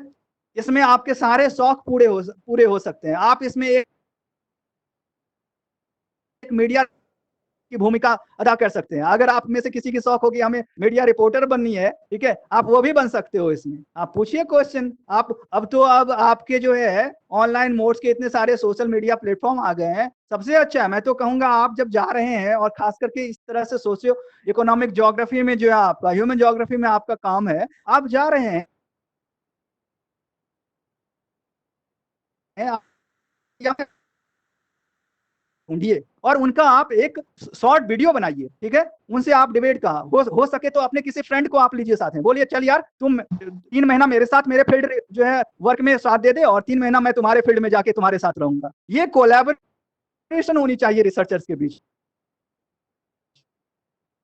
फिर रिसर्च देखिए काफी इंटरेस्टिंग होगा। हम क्या करते हैं ना, रिसर्च को इंडिविजुअल बना लेते हैं। हम जाएंगे फील्ड में तो बोरिंग होगा। रिसर्च को थोड़ा पार्टिसिपेटरी बनाइए, ठीक है? ये पार्टिसिपेटरी रिसर्च जो है सबसे इंटरेस्टिंग रिसर्च होता है। आप कभी बोर नहीं होगे। फिर आपको लगेगा यार 3 साल में रिसर्च कंप्लीट हो गया, फिर तो 7 साल होनी चाहिए और हम रिसर्च करेंगे। तो ऐसा रिसर्च कीजिए ताकि आपके जीन में वो रिसर्च की जो है वो नेचर जो है वो रिसर्चर्स की वो दौड़ने लगे। तो यहाँ जो है इसलिए जो है आपको मैंने कहा जो ये सारी चीजों को आपको माइंड में रखना है ड्यूरिंग योर सैंपल सिलेक्शन, ठीक है? और आप सभी ये कीजिएगा, अपनी अपनी रिसर्च के नाम से एक यूट्यूब चैनल बना लीजिए आप लोग। और फिर आप जो भी वहां इस तरह के रिकॉर्डिंग्स, इस तरह के क्लिप, कोई अगर फिजिकल ज्योग्राफी पे काम कर रहा है और रिवर मॉर्फोलॉजी पे काम कर रहे हैं, ठीक है, ड्रेनेज मॉर्फोलॉजी पे आप जा रहे हो, आप देख रहे हो कहीं इस तरह का आपको बहुत ही यूनिक जो है फीचर्स देखने को मिलता है, ठीक है? तो उसको आप, मोबाइल है ही, बहुत अच्छा कैमरा नहीं है लेकिन मोबाइल तो है, कैप्चर कीजिए, रिकॉर्डिंग कीजिए, शूट कीजिए, भले ही 4 मिनट का या 2 मिनट का ही हो, उसको डालिए, ठीक है? तो आपको जो है ना, आपका एक अपना चैनल भी है जहाँ पे आप अपने व्यूज को, अपने रिसर्च को टाइम टू टाइम शेयर भी कर रहे हो, ठीक है, तो वो ज्यादा और इफेक्टिव होगा, लोग उसको और इंटरेस्टिंगली जानेंगे और आप भी इंटरेस्टेड रहोगे, ठीक है। तो ये सारी चीजें जो है आपको देखनी है। फिर मैंने कहा जब आप सैंपल कलेक्ट कर लेते हैं, फिर नेक्स्ट स्टेप आता है, उसको आप डिफरेंट मशीन में, मीन्स जो है आपका यहाँ पे डिफरेंट जो है सॉफ्टवेयर लाइक एक्सेल हो गया, एसपीएसएस हो गया, जीआईएस हो गया, ठीक है, ये जितने भी सॉफ्टवेयर हैं उनके बेस माध्यम से आप क्या करते हैं, उसको फिल्टर करते हैं, प्रोसेसिंग करते हैं, ठीक है ना। पहले तो आप डेटा को फिल्टर करते हो, कलेक्टेड डेटा को। नेक्स्ट स्टेप होता है प्रोसेसिंग ऑफ डेटा। अब प्रोसेसिंग ऑफ डेटा के बाद होता है analysis of data. Data processing में आप क्या करते हैं, उन जो कलेक्टेड डेटा होता है उसको टेबुलर फॉर्म में या ग्राफिकल फॉर्म में या मैप के फॉर्म में आप उसको प्रेजेंट करते हैं। क्यों? to simplify the information, okay, to simply represent or execute your or just exhibit your means processing or your information। देखिए जब हम होता है, जब एक टेबुलर फॉर्म में या फिर जो है डायग्रामेटिक फॉर्म में या मैप के फॉर्म में, क्यों किसी हम अपने इंफॉर्मेशन को कन्वर्ट करते हैं, ताकि बस उसको एनालाइज करने में हमें इजी हो जाए, या सामने वाला कोई देखे तो उसके लिए जो है वो इजी वे में उसे वो समझ सके, ठीक है। तो फॉर बेटर अंडरस्टैंडिंग जो है आप उसको जो इन सारे फॉर्म, तो ये होता है डेटा प्रोसेसिंग। जब डेटा प्रोसेसिंग कर लेते हैं तो फिर डिफरेंट स्टैटिस्टिकल प्रोसेसेस से हम उसे एनालाइज करते हैं। लाइक कि इसमें आप स्टैटिस्टिकल प्रोसेस में जनरली आप जो फ्रिक्वेंटली यूज करते हैं वो क्या, कोरिलेशन, ठीक है, रिग्रेशन, ठीक है ना, देन हाँ कोरिलेशन, जहाँ पे आपको दो से अधिक वेरिएबल अगर है, दो वेरिएबल तो उसका मल्टीपल कोरिलेशन, दो से अधिक वेरिएबल है उनको आप एक साथ जो है कंपेयर करने के लिए उसे आप करते हैं। रिग्रेशन, उसको आप ट्रेंड लाइन जो है में दिखाने के लिए डिस्ट्रीब्यूशन को वो दिखाते हैं। सिमिलरली अब आपकी बारी आती है एनालिसिस में, ठीक है, जस्ट प्रूफ योर हाइपोथेसिस। तो हाइपोथेसिस को इन कोरिलेशन रिग्रेशन से भी आप प्रूफ कर सकते हो, या फिर आप टी टेस्ट या फिर काई स्क्वायर टेस्ट या फिर एफ टेस्ट, इन टेस्टों से जो है आप कर सकते हैं, ठीक है। अब इसके बाद जब ये सब हो जाता है और आपकी यानी कि जब आप सारे रिपोर्ट के पास, तब क्या होता है, डॉक्टर उसको देखता है और फिर उसको अपने हाइपोथेसिस से मैच करता है। हमने जो सोचा था जो इसका शायद हो सकता है जो फूड पॉइजनिंग हुआ है, या कोई डॉक्टर सोचा होगा इसके लीवर में इन्फेक्शन हो गया है इसी वजह से हो रहा है, तो यानी कि अब देख रहा है, जो उसका टेस्ट भी बता रहा है हाँ लीवर में इन्फेक्शन है, तो इट मीन्स अब उसकी जो क्या हुई, हाइपोथेसिस प्रूव हो गई। अब वो खुलेआम खुल के क्या कर सकता है, रिकमेंड करेगा क्या, मेडिसिन, ठीक है। तो similarly as being a researcher, जब आपकी हाइपोथेसिस आपके फेवर में चली जाती है, ठीक है, जनरली क्या होता है, सारे रिसर्च में हाइपोथेसिस को अपने फेवर में कर ही लिया जाता है, भले ही आपके एनालिसिस में आपके टेस्टिंग में हो ना हो, लेकिन मैनिपुलेट करके, ठीक है, उसे कर ही लिया जाता है। लोग सोचते हैं, टेंशन में आ जाते हैं, अरे यार मेरा नल हाइपोथेसिस तो एक्सेप्ट हो रहा है, यानी कि मेरा हाइपोथेसिस रिजेक्ट हो गया, तो अब क्या किया जाए, चलो उस टेबल में कुछ डेटा को हेर फेर करते हैं, हो सकता है फिर हो जाए, ठीक है, रिजेक्ट हो जाएगा, नल हाइपोथेसिस हमारा हाइपोथेसिस एक्सेप्ट हो जाएगा। देखिए रिसर्च का ये पर्पस नहीं है जो you have to just proof your hypothesis, नहीं, अगर आपकी हाइपोथेसिस रिजेक्ट भी हो रही है, दैट इज आल्सो रिसर्च। जो ये आपने एक वेरिएबल लिया, इसको सोचा और वो आपका जो है वो सही नहीं हो रहा है, इट मीन्स जो है ये कारण नहीं है यहाँ, ठीक है, यानी कि स्लम डवेलर्स के बैकवर्डनेस का ये रीजन नहीं है जो हमने सोचा, तो कोई और रीजन है, तो या तो उस रीजन को फिर से आप ढूंढिए अपने रिसर्च में, या फिर किसी और के लिए वो एक रिसर्च का मैटर बन जाएगा, है ना। तो इसलिए हमेशा यही, अगर कोई भी बोलता है, मैं आपको बोल रहा हूं, अगर कोई भी इवन कि कोई प्रोफेसर भी बोलता है नहीं तुम्हारा हाइपोथेसिस रिजेक्टेड है तो तुम्हारा थीसिस कैसे जमा हो जाएगा, आप खुलेआम बोलिए। रिसर्च का कहीं से भी ये मतलब नहीं है जो आपकी हाइपोथेसिस एक्सेप्टेड ही होनी चाहिए और नल हाइपोथेसिस रिजेक्टेड ही होनी चाहिए। आपने ये तो खोजा जो ये वेरिएबल इसके लिए रिस्पॉन्सिबल नहीं है, इट इज ऑल्सो सर्च, ठीक है।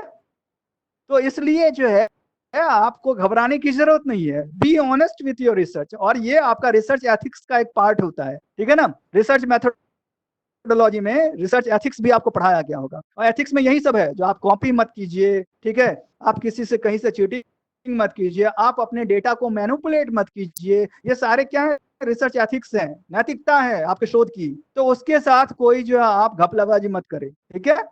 तो ये जो होता है, फिर जब आप एक बार हाइपोथेसिस आपको लगा जो नहीं हम जो सोचे थे वही हुआ है, अब आप क्या करेंगे डॉक्टर की तरह, अब आप क्या करेंगे, उसका जो है आपको काउच पता चल गया, ओके उस प्रॉब्लम का रीजन क्या था, अब आपको क्या करना है मेडिसिन लिख देनी है। Means now you have to write the conclusion means suggestions, okay now you have to. Sir ability आ जाती है फिर डॉक्टर के पास। हाँ हाँ बिल्कुल, एबिलिटी तो आ ही जाती है, जो अब वो प्रिस्क्राइब कर सकता है आपको मेडिसिन, ठीक है ना, क्यों, क्योंकि अब वो कॉन्फिडेंट है जो नहीं आपके अंदर ये है, आप जाइए 10 दिन मेडिसिन लीजिए, देखिए आपकी समस्या दूर होने लगेगी। तो सही डायग्नोसिस अगर आपकी हो जाती है तो आपकी वो प्रॉब्लम जो है रूट प्रॉब्लम ही वो धीरे धीरे दूर हो जाएगी, ठीक है ना। और अगर डायग्नोसिस सही नहीं है तो आपकी प्रॉब्लम धरी की धरी रह जाएगी। और इंडियन जो है प्रोग्राम्स एंड पॉलिसीज में मैं आपको बता दूं, जो इसलिए वो कभी भी जो है रूट प्रॉब्लम्स आज भी सिंस आफ्टर इंडिपेंडेंस बनी हुई है इंडिया की, आज भी पॉवर्टी जो है भले ही हम गवर्नमेंट के जो है डेटा में हम देख लें जो हम बहुत अमीर होते चले जा रहे हैं, लेकिन कंडीशन देखिए खुल गया कोरोना के दौरान, इस लॉकडाउन में जो आज भी जिस तरह से लोग जो है पैदल निकल पड़े, ठीक है, सड़क हादसे में हजारों जाने गई। हाँ अदर कंट्री में पहले चिल्ला चिल्ला के बताया जाता था कि हमारी ग्रोथ इतनी है, हम ये है, हम वो है, और अब वर्ल्ड मीडिया ने सारा खुलासा कर दिया तो लोगों को भी समझ में आया कि इंडिया एक्चुअल है क्या, क्या बिल्कुल कंडीशन है यहाँ बिल्कुल की। बिल्कुल, तो हम इसलिए बता रहे हैं। और ऐसा क्यों हो रहा है, क्योंकि हमारे कंट्री में इतने सारे फेक रिसर्चेज हो रहे क्या हैं, ठीक है, एग्जैक्टली। मैनिपुलेटेड रिसर्चेज हो रहे हैं। हम जिस सेंसस का हम आंकड़ा हम अपने रिसर्चेज में यूज करते हैं ना, वो सेंसस पूरी तरह से हम कहते हैं जो वो फेक है, क्योंकि उसमें तो जितने भी आपके यहाँ पे जो फुटपाथ पे सोने वाले लोग हैं उनकी एक रात में तो सर्वे कर ली गई थी इंडिया में 2011 के सेंसस में, अगर आप जानते होंगे तो। अब आप बताइए, मैं पूछता हूँ मेरे घर में तो 2011 के सेंसस का रिकॉर्ड लेने तक नहीं आए, इट मीन जो मैं तो 2011 के सेंसस का पार्ट ही नहीं हूँ। पार्टी नहीं। तो हाँ, तो इसलिए जो है यहाँ पे ये काफी इंटरेस्टिंग चीज है। और मुझे पता है जो ऐसा क्यों हो रहा है, आप बड़े बड़े इंस्टीट्यूट में जाओ, यहाँ अभी एनसीईआरटी में जो है एक प्रोग्राम चली है निष्ठा, ठीक है, एनसीईआरटी आ रहा है निष्ठा प्रोग्राम चली है। यहाँ निष्ठा प्रोग्राम में जो है कई लाख जो है टीचर्स को ट्रेन करने की बात चली है। इनकी ऑब्जेक्टिव है जो इस कंट्री में हम मोर देन 3 लाख 4 लाख जो है आपके टीचर्स को ट्रेन कर देंगे विद इन फ्यू मंथ्स, ठीक है। और क्या होता है, यहाँ से फैकल्टी हवाई यात्रा हवाई मार्ग से जाएंगे, एरोप्लेन से, अच्छे खासे गवर्नमेंट का पैसा उनको मिलता है।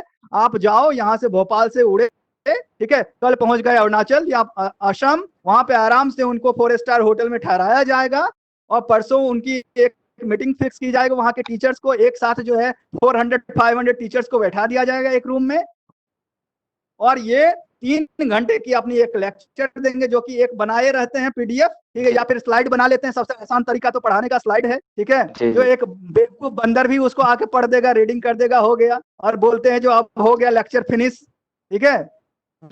वो भी स्लाइड की तरफ देख रहे हैं, आप देखिए कितनी मूर्खतापूर्ण ये पढ़ाई है, वो भी स्लाइड में देख रहे हैं, आप भी स्लाइड में देख रहे हैं, दोनों देख के एक नौटंकी देख रहे हैं, और काम लास्ट में कुछ नहीं, ठीक है। तो अब देखिए इसलिए जो है इन प्रोसेस से जाके और टीचर्स को ट्रेन करते हैं। अब 3 घंटे के उनके लेक्चर में स्लाइड से सोचिए 500 टीचर्स को गवर्नमेंट ये कहती है जो हमने ट्रेन कर दिया, ये ट्रेनिंग दी जा रही है टीचर्स को। अब वो 3 घंटे में कई टीचर तो सो ही रहते हैं, कई टीचर उनकी बात नहीं समझ पाते हैं, ठीक है। तो ऐसे करके गवर्नमेंट अपनी एक डेटा को स्ट्रॉन्ग करने के पीछे बस लगी रहती है, वो कहीं से भी ये नहीं सोचती है जो ये इंफॉर्मेशन, ये डेटा कितना रिलायबल है, ठीक है, ये स्टडी जो हो रहा है वो कितना वैलिड है, कितना वैल्यूएबल है, उनको इससे फर्क नहीं है। वो दिखा देंगे आफ्टर 1 ईयर, वर्ल्ड लेवल पे वो दिखाएंगे हमने 4 मंथ में इंडिया के 4 लाख जो है आपके टीचर्स को ट्रेन किया, ठीक है। और वो एनसीईआरटी की भी एक बड़ी अचीवमेंट हो जाएगी, गवर्नमेंट ऑफ इंडिया की भी। जी जी सर मैं एक एग्जांपल आपको बताना चाहूंगा। अभी अमेरिका में हाउडी मोडी एक प्रोग्राम हुआ था। जी हाँ, जी हाँ, हाउडी मोदी। तो सर नरेंद्र मोदी साहब ने चिल्ला चिल्ला के बताया था कि हमारे इतने जो टॉयलेट है ये ओडीएफ कर दिए गए, ऐसा हो गया वैसा हो गया। अब बताओ सर, डेवलप कंट्री के लोग वो तो क्या समझेंगे डेवलप कंट्री के लोग, बोले वहां तो टॉयलेट का काम चल रहा है, वहां इतना बढ़ा दिया तो ये व्यक्ति ऐसा बता रहा है, पर एक्चुअल में कितना काम हुआ है।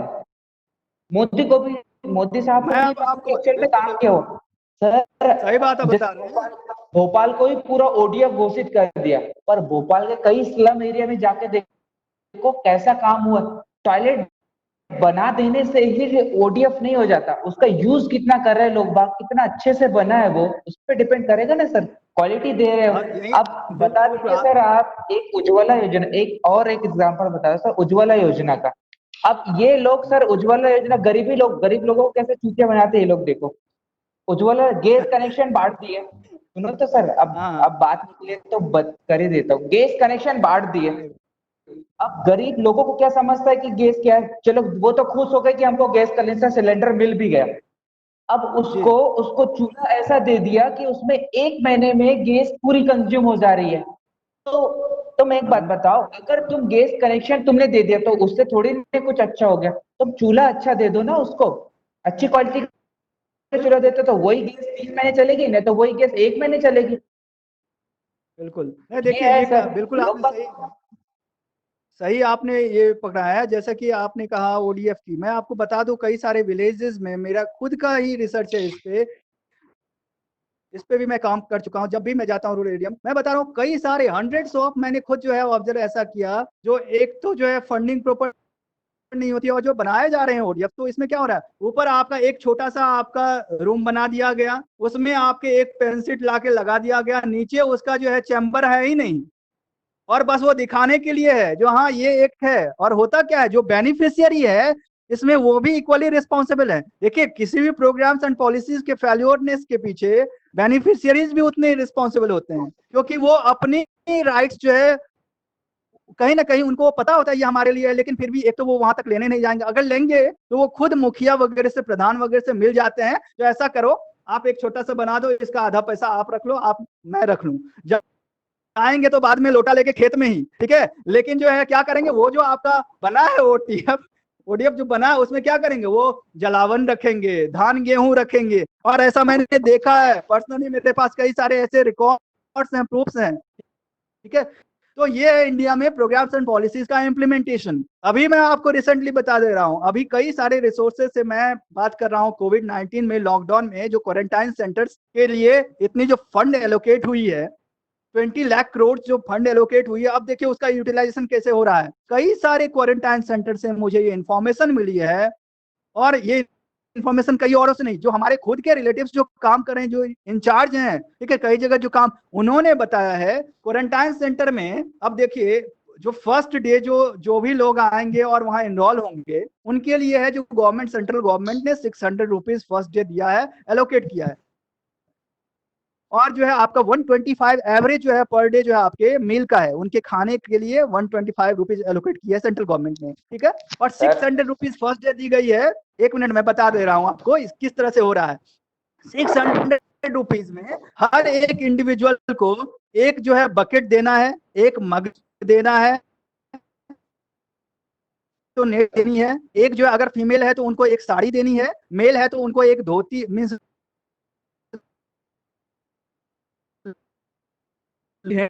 वॉश देनी है, इतने सारे आइटम्स देने हैं, वो सेंट्रल गवर्नमेंट सैंक्शन कर चुकी है, एलोकेटेड है वो बजट। अब देखिए जो इंचार्ज हैं, जो प्रधान हैं या क्वारंटाइन सेंटर के इंचार्ज हैं, और उसमें सारे जो है एसडीएम से लेकर बहुत सारे ऑफिसर्स भी मिले हुए, वो उनसे क्या पूछते हैं, एक तो एक रूम में, यहाँ पे सोशल डिस्टेंसिंग की गवर्नमेंट बात कर रही है, एक प्राइमरी रूम आपको पता होगा, प्राइमरी स्कूल आप सभी ने देखा होगा, या सेकेंडरी स्कूल, उनके रूम की साइज भी आपको पता होगी, एक रूम में 20-20 लोगों को रखा जा रहा है, यह है क्या सोशल डिस्टेंसिंग। अब वो भी क्वारंटाइन किए गए हैं, ठीक है। अब देखिए उनको जो है, जो पर इंडिविजुअल्स को इतने सारे आइटम्स मिले थे, उनसे पूछा जा रहा है ये बताओ तुम धोती लोगे या मॉस्किटो नेट लोगे। अब ये कोई जवाब है भाई, दोनों का काम अलग अलग है, ये कौन सा आप चीज पूछ रहे हो। सेंट्रल गवर्नमेंट दोनों के लिए पैसा दे रही है, आप कौन होते हैं पूछने वाले, आप इनमें से कौन लोगे। हम एक ही देंगे आपको, either we will provide you mosquito net और either we will provide you dhoti. तो ये कौन सी बात, तो ये है जो इस तरह का करप्शन। और देखिएगा इसका अगर सही से ऑडिटिंग हुई ना, मैं बोलता हूं जो इंडिया के हिस्ट्री का सबसे बड़ा करप्शन हो होगा ये कोरोना करप्शन। सर ठीक है, एक्चुअल में तो आपको ये जानकारी आपका के लिए बता प्रोग्राम। दूं, हेलो हाँ जी। सर, मैं आपको जानकारी के लिए बता दूं कि अभी मैं I am here in school quarantine. तो मैं बता दूं सर हाँ आपको कि यहाँ पर अभी तक मैं आज 9 डेज हो गए, 9 डेज हो गए यहाँ तक अभी किसी की कोई जांच नहीं हुई है। अभी यहाँ 20 लोग हैं, मैं मेरे विलेज में हूँ, अभी मैं भोपाल से आया तो अच्छा अच्छा। 9 डेज हो गए अभी तक कोई कुछ नहीं आया। मैंने एसडीएम से बात हुई तो हाँ एसडीएम मुझे बोलता है कहाँ पढ़ाई कर रहे हो, तो मैंने बोला सर मैं भोपाल में पढ़ाई करता हूँ। तो सर मुझे क्या बोलते हैं एसडीएम साहब, बोले मैंने भी भोपाल में पढ़ाई की है बोलते। तो मैंने बोला सर उससे अच्छा। आपका पढ़ाई से क्या लेने देना। मैंने बोला सर यहाँ जांच हुई नहीं है तो उसकी जांच करवाओ हाँ सर। अगर कल को मेरे को कोरोना हो गया तो उसका जिम्मेदार कौन होगा। एसडीएम सर आए थे बिल्कुल। तो बोले आपको बहुत प्रॉब्लम हो रही है बोले तो मेरे साथ चलो पांडुरना चलो बोले। तो मैंने बोला सर आप आपकी गाड़ी में बैठ के सैनिटाइजर लगा रहे हैं तब कि मैं तुमसे 10 मीटर दूर हूँ। आप अगर उतना वहां प्रिकॉशन यूज कर रहे हैं तो मैं इनके बीच में कैसे रह सकता हूँ और वो लोगों का क्या होगा। मैंने बोला सर तुमको प्रॉब्लम हो रही है तुमको बोले हम पांडुरा ले जाएंगे। मैंने बोला कोई बात नहीं सर मैं 4 दिन रह जाऊंगा मेरे हिसाब से। तो वो इसलिए मुझ पे रेस हो रहा था कि बोले तुमने कलेक्टर से क्यों बात की। तो मैंने बोला सर कलेक्टर क्या, कलेक्टर से भी ऊपर बात करेंगे हम तो अगर जरूरत रही तो जब सर यहाँ बिल्कुल पर सारी चीजें हो रही है तुमको पैसा मिल रहा है सब कुछ मिल रहा है तो फिर इम्प्लीमेंटेशन करो ना। तुम रूरल वालों को क्या बेवकूफ समझते हो। तो ऐसा है सर। जी, और बिल्कुल लोगों से सही। क्या पूछते यहाँ पर आके एसडीएम क्या पूछता है, मैंने खुद देखा है एसडीएम सर पूछते कैसा खाना बढ़िया मिल रहा है ना। तो लोगों को तो पीने को मिल रहा है यहाँ पर, बढ़िया रहने को मिल रहा है, क्या दिक्कत है उनको। बढ़िया गाना बजा रहा है, कोई कैसा कर रहा है, कोई कैसा कर रहा है। और जैसे हम पढ़ाई कर रहे हैं ऑनलाइन तो क्या बोलते हैं बड़ा पढ़ने वाला है। क्या उनको खुद तो पता नहीं है क्या कर रहे हैं, कुछ नहीं। तो रूरल की एक्चुअली ये कंडीशन है सर, मैं खुद आई फेसिंग दिस कंडीशन। तो ऐसा बिल्कुल है मैं सर। समझ सकता हूँ। तो आपने जो तो बताया ना इनको तो एक साबुन होती ना 5 रुपए की वो भी नहीं मिल रही है ना, उनको ढंग से खाना मिल रहा है। अब बिल्कुल वो तो बिल्कुल। मैंने भी देखा हूँ सर, मैं भी अभी था भोपाल में तो भोपाल कलेक्टर ने क्या क्या किया है वो सब मैं 2 महीने से तो यही देख रहे हैं सर अपने अच्छे से ये हो रहा है। नहीं, तो मैंने इसलिए मैं कलेक्टर बोला तो ये। जितेंद्र, तुम्हारे पास एक ऑप्शन है, अगर इन सब चीजों से प्रॉब्लम हो रही है तो एक लेटर बना के पब्लिश कर दो ना पेपर में। अरे चौरसे जी करने को तो बहुत कुछ कर दे, कर क्यों नहीं रहे हो करने फिर? को तो अरे नहीं क्या ठीक है। मतलब है, रह ये तो सब जी वो रहे हैं सारे। जैसे तो जीने दो। नहीं देखिए, एक बात है जैसा कि इन्होंने कहा वो हम कर सकते हैं, ठीक है। वो कोई भी हर किसी एक को व्यक्ति राइट है से जो कुछ अगर नहीं होता प्रॉब्लम से सर, हो रही। मैं हाँ एक बात बता दूं सर, बिल्कुल मैं एक व्यक्ति से कुछ नहीं होता। नहीं, वो चलिए जो व्यक्ति अपन को मतलब साबित कर देगा। नहीं नहीं, जरूर जरूर, चलिए हम डिटेल में बात करेंगे जब हम लोग साथ कभी बैठेंगे तो जरूर इन मुद्दों पे बात होगी, ठीक है। जी सर, और जी सर। नहीं तो यहाँ पे सपोज कि और कई सारे कैंडिडेट्स हैं, उनको अगर हो सकता है वो उनके लिए इंटरेस्टिंग टॉपिक ना हो, तो इसलिए कैंडिडेट हम ज्यादा उस पार्टिसिपेट पर ही ये कहाँ कर रहे हैं सर हमारे लेक्चर में, आप बताइए।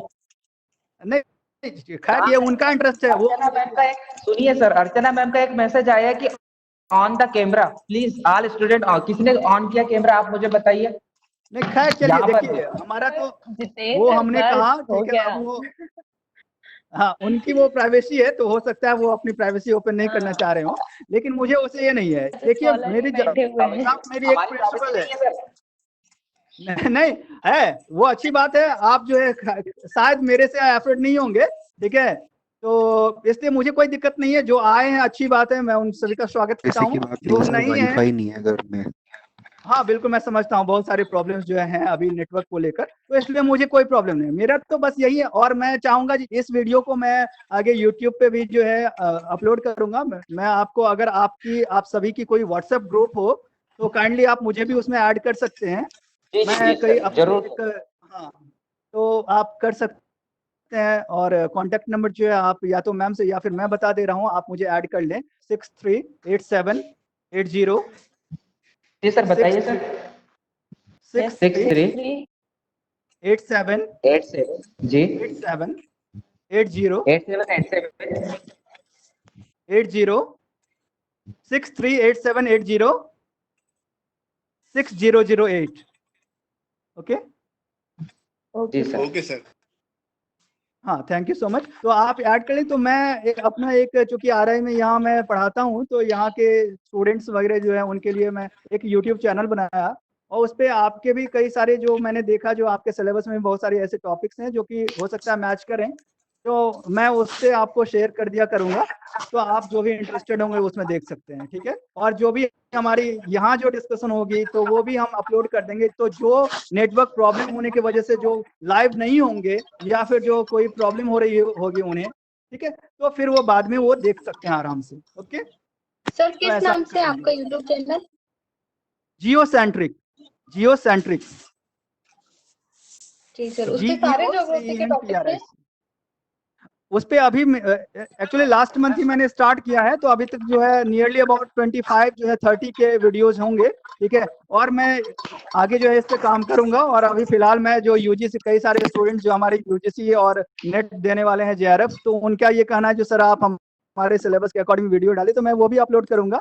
तो धीरे धीरे मैं ज्योग्राफी के सारे एस्पेक्ट्स को मैं वहाँ जो है अपलोड करूंगा सारे टॉपिक्स पे। तो ठीक है, तो आप जो है अगर वहाँ जाए तो फिर काइंडली उससे सब्सक्राइब कर लें, ठीक है। और जनरली जो है आप स्पेलिंग बताना क्या है? ये फॉर्म GEO CENTRIC, जियोसेंट्रिक, ठीक है। मैं आपको लिंक सेंड करूंगा, आप मुझे अगर व्हाट्सएप पे ऐड करते हैं अपने ग्रुप पे तो ये करूंगा। और आप सभी से रिक्वेस्ट है जो उसे सब्सक्राइब करके बेल आइकन दबा दे, तब मैं जो भी अपडेट करूं, अपलोड करूं, वो आपको जो है नोटिफिकेशन मिल जाए। तो चलिए फिर हम बात करते हैं अपने मीन्स, अब क्योंकि आपका टाइम भी हो रहा होगा। मैं अर्चना को बता दिया था जो मुझे नॉक कर देना जब टाइम हो जाए, अदरवाइज मेरी आदत है जो मैं कंटिन्यू बना रहता हूँ। तो इसलिए जो है आप सभी भी बोल सकते हैं, जब भी आप बोर फील हो गया भैया, दूध उबल गया अच्छे से। हाँ, तो जब भी आपको लगे नहीं आप बोर फील हो रहे हो तो मुझे आप बता सकते हैं, मैं अपना टॉपिक भी चेंज कर दूंगा आपके लिए, और या फिर हो सकता है मैं स्टॉप भी कर दूंगा, ठीक है। तो आप सभी फ्री होके मेरे साथ रहिए, कोई रेस्ट्रिक्शन नहीं है, आप एकदम, ये ओपन प्लेटफॉर्म है। मैं पहले ही बताया, मैं यहाँ आपका सिलेबस कंप्लीट करने नहीं आया हूँ केवल, ठीक है।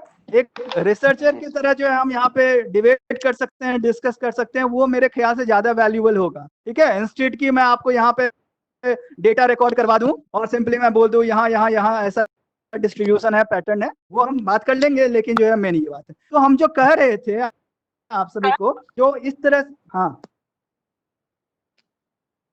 कुछ बोल रही थी, hello Pinky ma'am, hello Pinky ma'am ने कुछ कहा क्या? जी बताएं, कोई कुछ बोल रही थी, पूछ रही थी?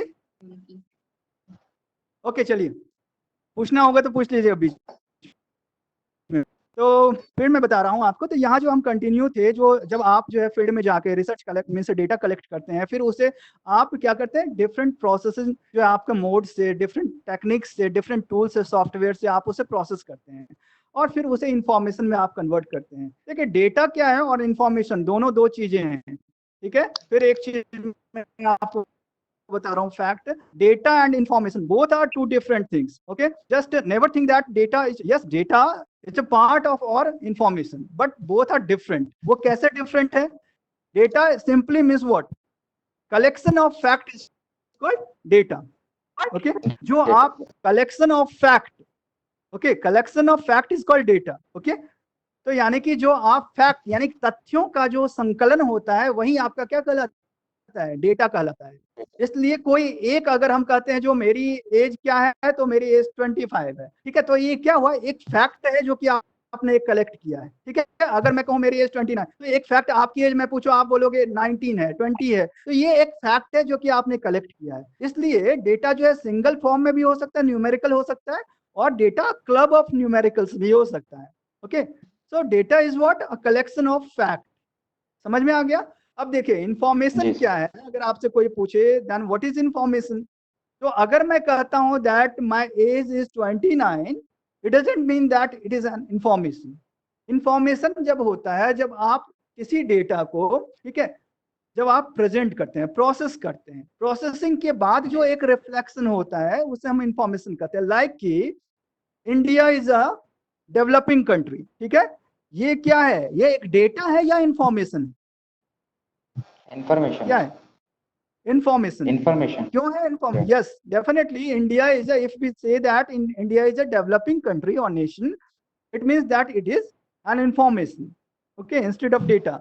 अब एक इंफॉर्मेशन के होने के लिए हमने कैसे कहा India is a developing country, तो जाहिर सी बात है उसके लिए कई सारे हमें डेटाज के थ्रू जाने होंगे, फिर ही हम ये आकलन कर सकते हैं, फिर ही हम ये एवेल्युएट कर सकते हैं that India is a developing country. ठीक है, और उनके लिए हम किन किन तरह के डेटा पे जाएंगे? Like we have to collect educational data, we have to collect the health related data, we have to collect the income related data. Okay, so on the basis of these data, several data is collected by us or researcher. Okay, we just go for the information, we just go for the processing to develop an information. Okay, so इसलिए information is what? Processed data is called information. Okay, तो पहली बात तो data is what? Data is collection of fact and information is what? Processed data is called information. और इसलिए हम data को क्या करते हैं, कलेक्शन के बाद प्रोसेसिंग स्टेज में लाते हैं। ठीक है, कलेक्ट कर लेते हैं तो वो हमारे लिए उतना इंपॉर्टेंट नहीं होता है, क्योंकि जनरली जब हम डायरेक्ट डेटा को, सपोज कि आपने थाउजेंड्स ऑफ डेटा को कलेक्ट किया है और एज इट इज आप उसको रख देंगे अपने रिसर्च में, तो कोई उसको पढ़ेगा नहीं। आप जो रिपोर्ट देखते हैं डिफरेंट मिनिस्ट्रीज के या डिफरेंट जो है एनजीओज के, जो प्राइवेट सेक्टर्स के या पब्लिक जो रिपोर्ट्स देखते हैं, आप देखिए क्या होता है, बहुत एक जो 5 इयर्स का एक रिसर्च है उसको वो 5 पेजेस तक में जो क्या करते हैं, कन्फाइंड कर देते हैं। ठीक है, प्रेजेंट कर देते हैं, तो वो जो होता है 5 पेजेस का, वो क्या होता है, इंफॉर्मेशन होता है। ठीक है, क्यों? क्योंकि डेटा को सही ढंग से फिल्टर करके उसे सही वे में डिफरेंट जो है स्टैटिस्टिकल टूल से उसे प्रोसेस करके सुटेबल मैप्स एंड डायग्राम्स और टेबल्स बना के फिर उसका रिप्रेजेंटेशन होता है, फिर उन इंफॉर्मेशन को हम क्या करते हैं, रिप्रेजेंट करते हैं। ठीक है, एग्जिबिट करते हैं। तो ये सर मेरा फोन एक्चुअली गर्म हो गया सर, और वो बैटरी भी कम हो गई है, तो वो चार्ज भी नहीं कर रहा है, तो पता नहीं सर मेरा फोन स्विच ऑफ हो सकता है सर, तो प्लीज मुझे माफ कर दीजिए। कोई बात नहीं, माफ करने की बात नहीं है, यहाँ पे हम सभी एक ही हैं। ठीक है, just treat as a friend. ठीक है, यहाँ पे माफ ऑफ करने की बात नहीं है। ठीक है, तो यहाँ जो है फिर मैं बता दूं, फिर मैं कंक्लूडिंग कर रहा हूँ। तो इस तरह से आप प्रोसेसिंग करते हैं फिर डेटा को पूरी तरह, और फिर मैंने कहा जो आप अपने जो एक फिक्स्ड जो आपके हाइपोथेसिस है उससे मैच करते हैं। Okay, if your hypothesis means if null hypothesis is been rejected means your hypothesis is been accepted, और अगर वो null hypothesis accepted है it means your hypothesis is being rejected। तो यहाँ इस तरह से ये चीज आपको करनी है, दोनों में एक जो है इनवर्स रिलेशनशिप है।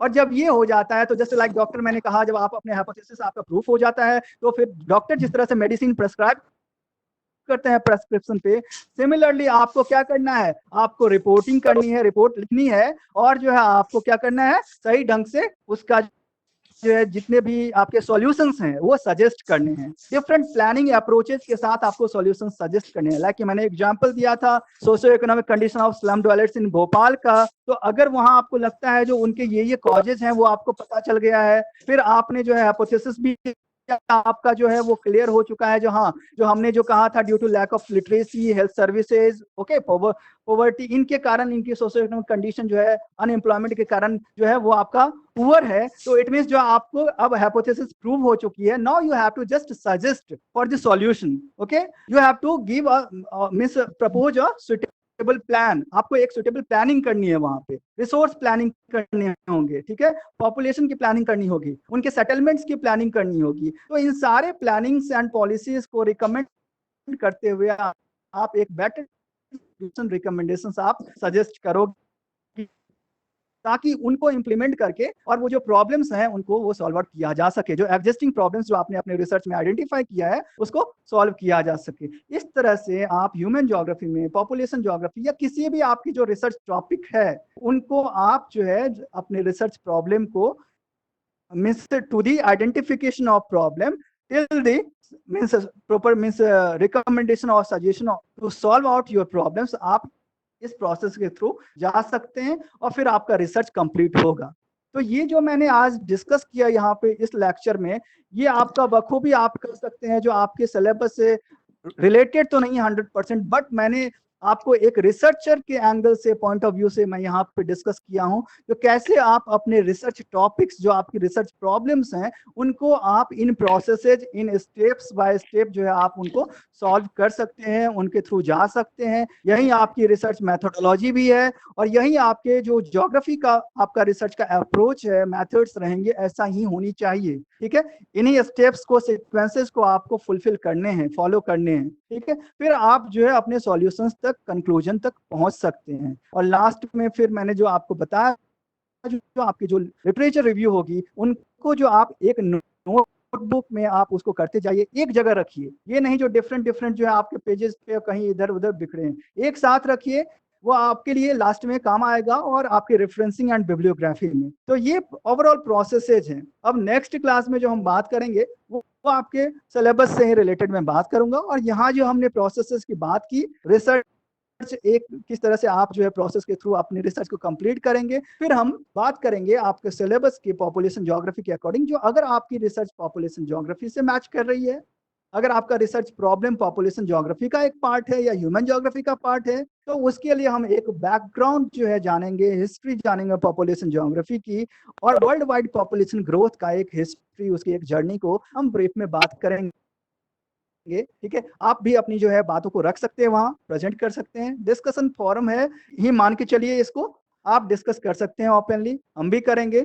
और सारे जो है इसमें इतने भी लाइक की जो आपके concepts, methodology, approaches of population geography है, population distribution, density, growth and problems है, pattern of population composition, migration and जो आपका रिसेंट ट्रेंड्स ऑफ पॉपुलेशन, इन सभी की हम बात करेंगे। जो नेक्स्ट हमें 1.5 आवर मिलेगा में से, जो कि कल हम बात करेंगे इस पे। ठीक है, तो उसमें हम ब्रीफ में इन सारी चीजों को डिटेल में बात करेंगे। हो सकता है वो 1.5 आवर की जगह अगर आप चाहेंगे तो 2 आवर भी हो जाए, मुझे कोई प्रॉब्लम नहीं है, बस आपको प्रॉब्लम नहीं होनी चाहिए। ठीक है, तो आज के बस इतना ही। अब आप सभी को भूख भी लगी होगी, आप जा सकते हैं फॉर योर लंच। ठीक है, एंड सर थैंक यू यही सो मच। अप्रोच मुझे ठीक है, वो जी सर। क्लासरूम की तरह ना होकर डिस्कशन की तरह ही होना चाहिए। हाँ, जरूर जरूर जरूर, मुझे भी ऐसा ही लगता है, और इसलिए मैंने आप सभी के सामने इतना फ्रैंकली और फ्रीली, मैं काफी फ्री हूँ, आप भी फ्री रहे मेरे से। ठीक है, मैंने कहा जो Okay.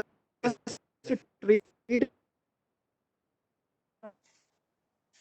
बहुत बड़ा स्कॉलर और प्रवचन देने वाला हूं, ऐसा कुछ नहीं है। ठीक है, आप भी रिसर्चर हैं, मैं भी अपने आप को रिसर्चर मानता हूँ, स्टूडेंट मानता हूँ, और इसलिए हम सभी फ्रेंड हैं, और उसी तरह हम ट्रीट करेंगे एक दूसरे से। ओके, तो मुझे ऐड कर लें, और मैं आपको कुछ यूट्यूब अपनी जो है वीडियोस भी शेयर